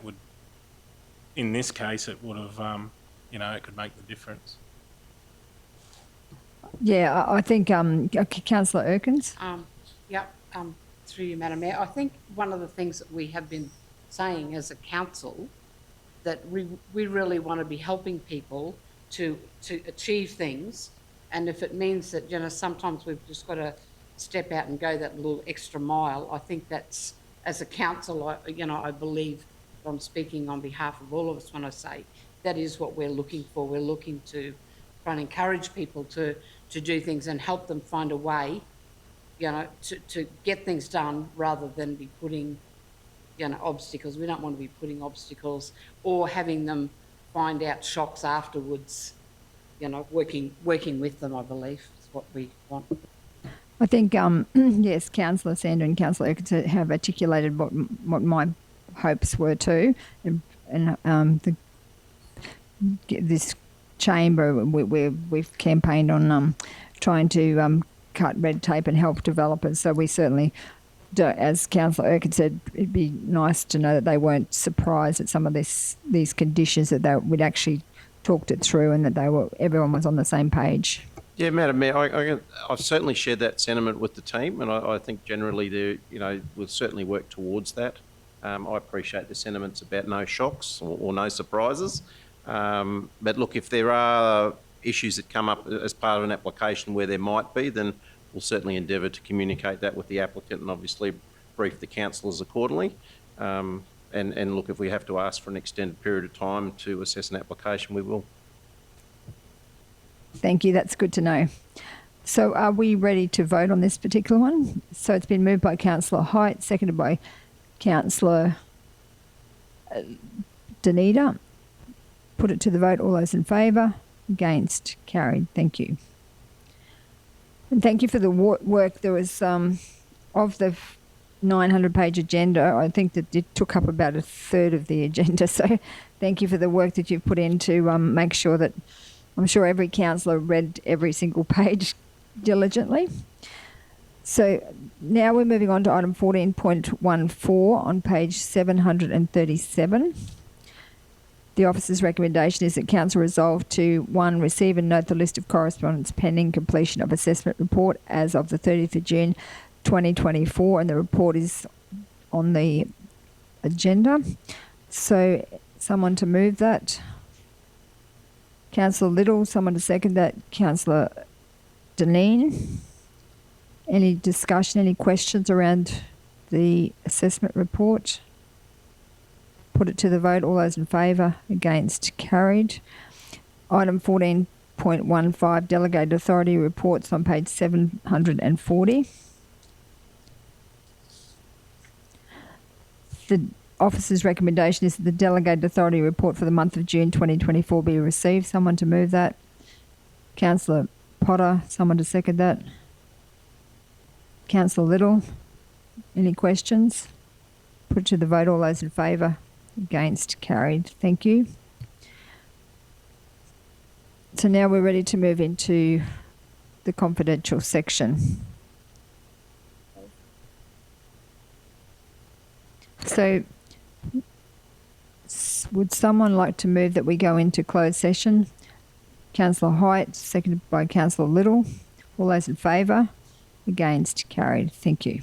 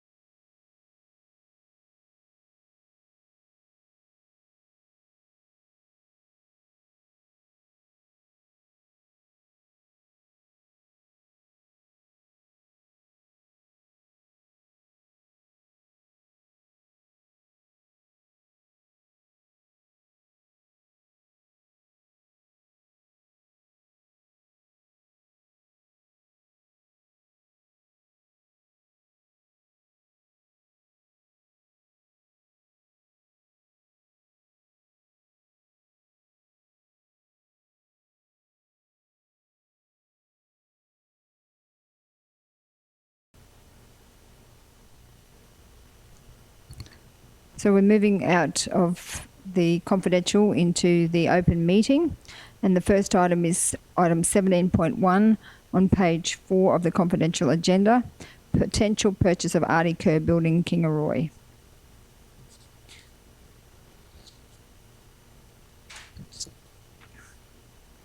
The officer's recommendation is that South Burnett Regional Council purchase the property from the State of Queensland, represented by Queensland Police Service. 1, contractor sale to be in accordance with 1, Local Government Regulation 2012. Number 2, Queensland Government Land Transaction Policy 2021.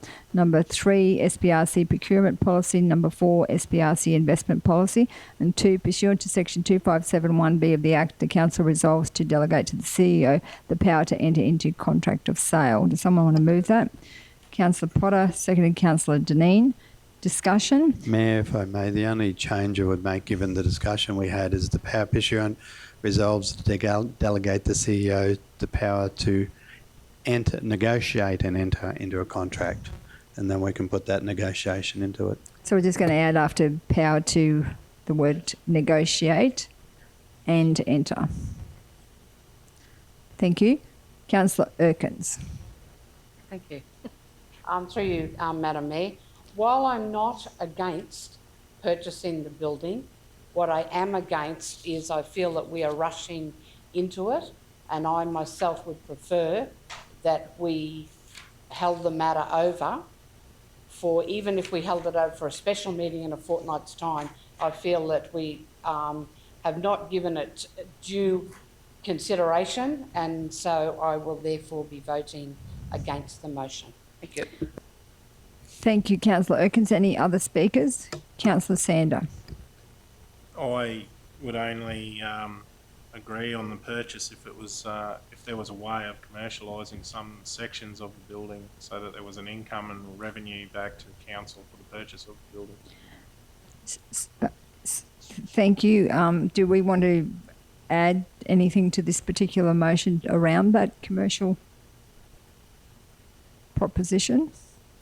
We're probably a bit early. I'm making a note against it in my notes, but the commercialisation, so should we end up, it's no guarantee we negotiate to enter a contract. If that doesn't happen, we'll report back. If it does happen, we'll report back. It'll be then the utilisation of the building will be its own discussion. So that we could workshop quite easily, and that commercialisation would certainly be part of that discussion. So are you happy with that response, Councillor Sander? Yes, thanks. Councillor Deneen?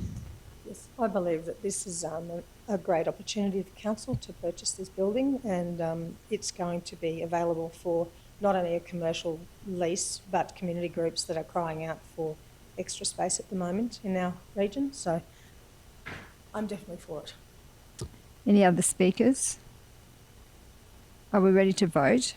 We'll put it to the vote. All those in favour? Against? Carried 6-1. Councillor Erkins has voted against it.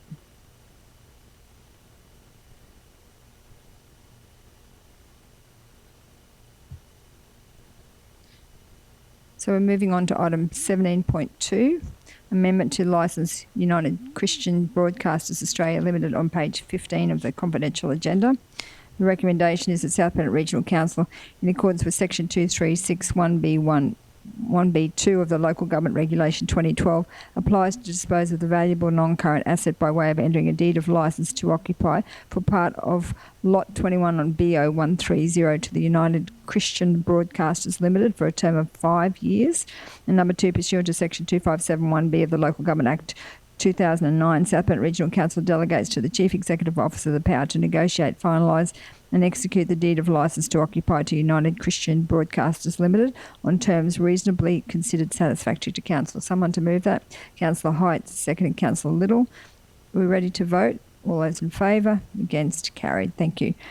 Moving on to item 17.3, undetected water leak on page 19 of the confidential agenda, that South Burnett Regional Council approve a further concession to ratepayers of assessment 12627 0000000 for the undetected water leak of, and did someone want to suggest an amount? Councillor Height? I always think it's very difficult to do these things. We do have a policy which is a 50% discount on undetected water leaks.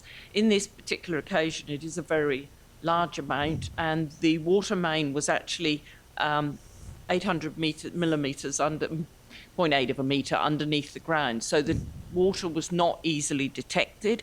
So I'm happy that in this occasion we should offer a discount of 80%, because I think it's quite unreasonable on the house owner to only offer 50%. So I know it's outside of the policy, and I'm not always keen to do that, but on this particular occasion I believe it is exceptional circumstances, and we should offer an 80% discount off the original bill.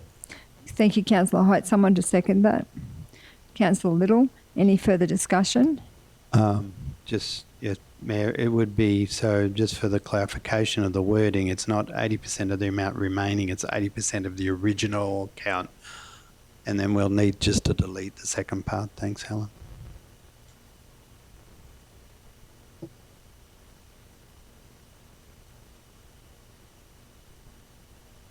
It's been moved by Councillor Height and seconded by Councillor Little that South Bend Regional Council approve a further concession to ratepayer of assessment 1267 000 000 for the undetected water leak of 80% of the original account.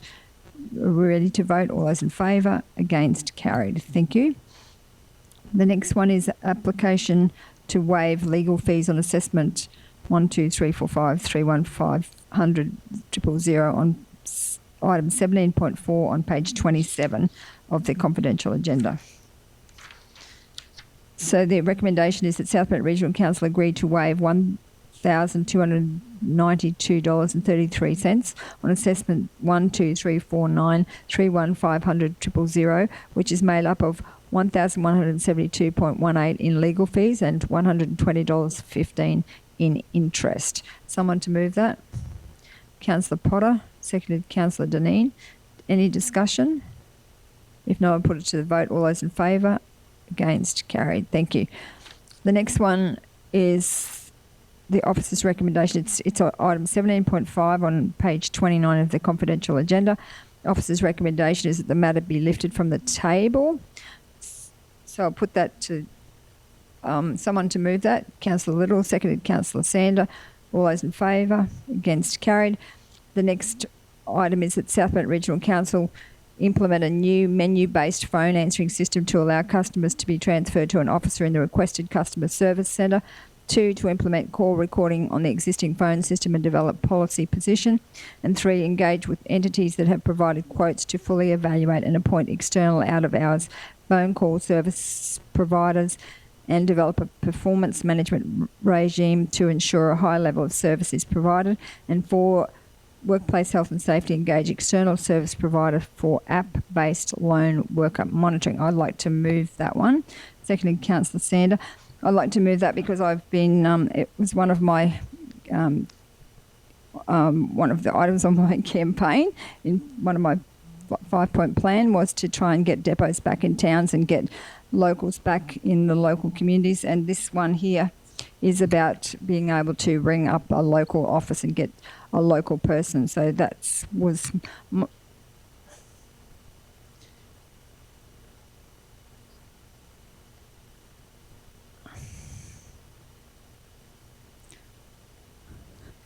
so I'm really pleased that we are now implementing a new phone answering system. So if someone wants to ring Mergen, for example, they press a certain number to get Mergen, number 2 to get Kingaroy. It's going to be, if you want to specifically talk to one of the customers at the customer service officer at that particular centre, you can. Or if you want to wait and just get, if there's a time delay, you can just wait and just get someone from any of the customer service centres, but it gives us an opportunity, gives the ratepayers an opportunity to talk to someone locally. The other items are about the actual after-hours service. I'm pleased that we're going out to tender on that one. And then we've got an option with an app-based lone worker monitoring. So looking at, with this resolution changing a lot of the ways we do our phone answering, because I think some of the community has been quite frustrated. So I'm really excited about this going forward. So does anyone else want to talk to this? Everyone happy? Councillor Sander? I just think it's probably a good outcome for the residents because you're actually getting that local knowledge. The guys in the office, when you phone up, they know where you're talking about and you're not talking to someone that doesn't even know where you are. So it's a good outcome. Thank you. General Manager Susan? Just through you, Madam Mayor, just to clarify that as well, is that when they do ring and they ask for Mergen, for example, or you press 1 for Mergen, that if that operator is actually busy or on the phone, that will then flick through to a general pool and another customer service operator will answer that phone. That's to stop the delay in sitting there and holding it while the operator's busy with attending to someone else. So I just want to clarify that as well. Yes, that it will that's go great. to an overflow. Yes. Yes. Councillor Erkins? I would also like to draw your attention to the fact that in the Nanango office, quite often the staff that are in the Nanango office are not actually Nanango staff. They come around the place. They're mostly Kingaroy staff, I believe.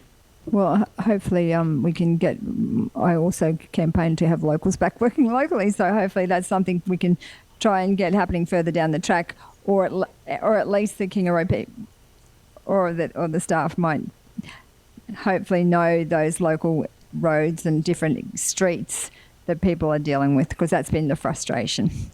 So are we ready to vote? It's been moved by myself, seconded by Councillor Sander. All those in favour?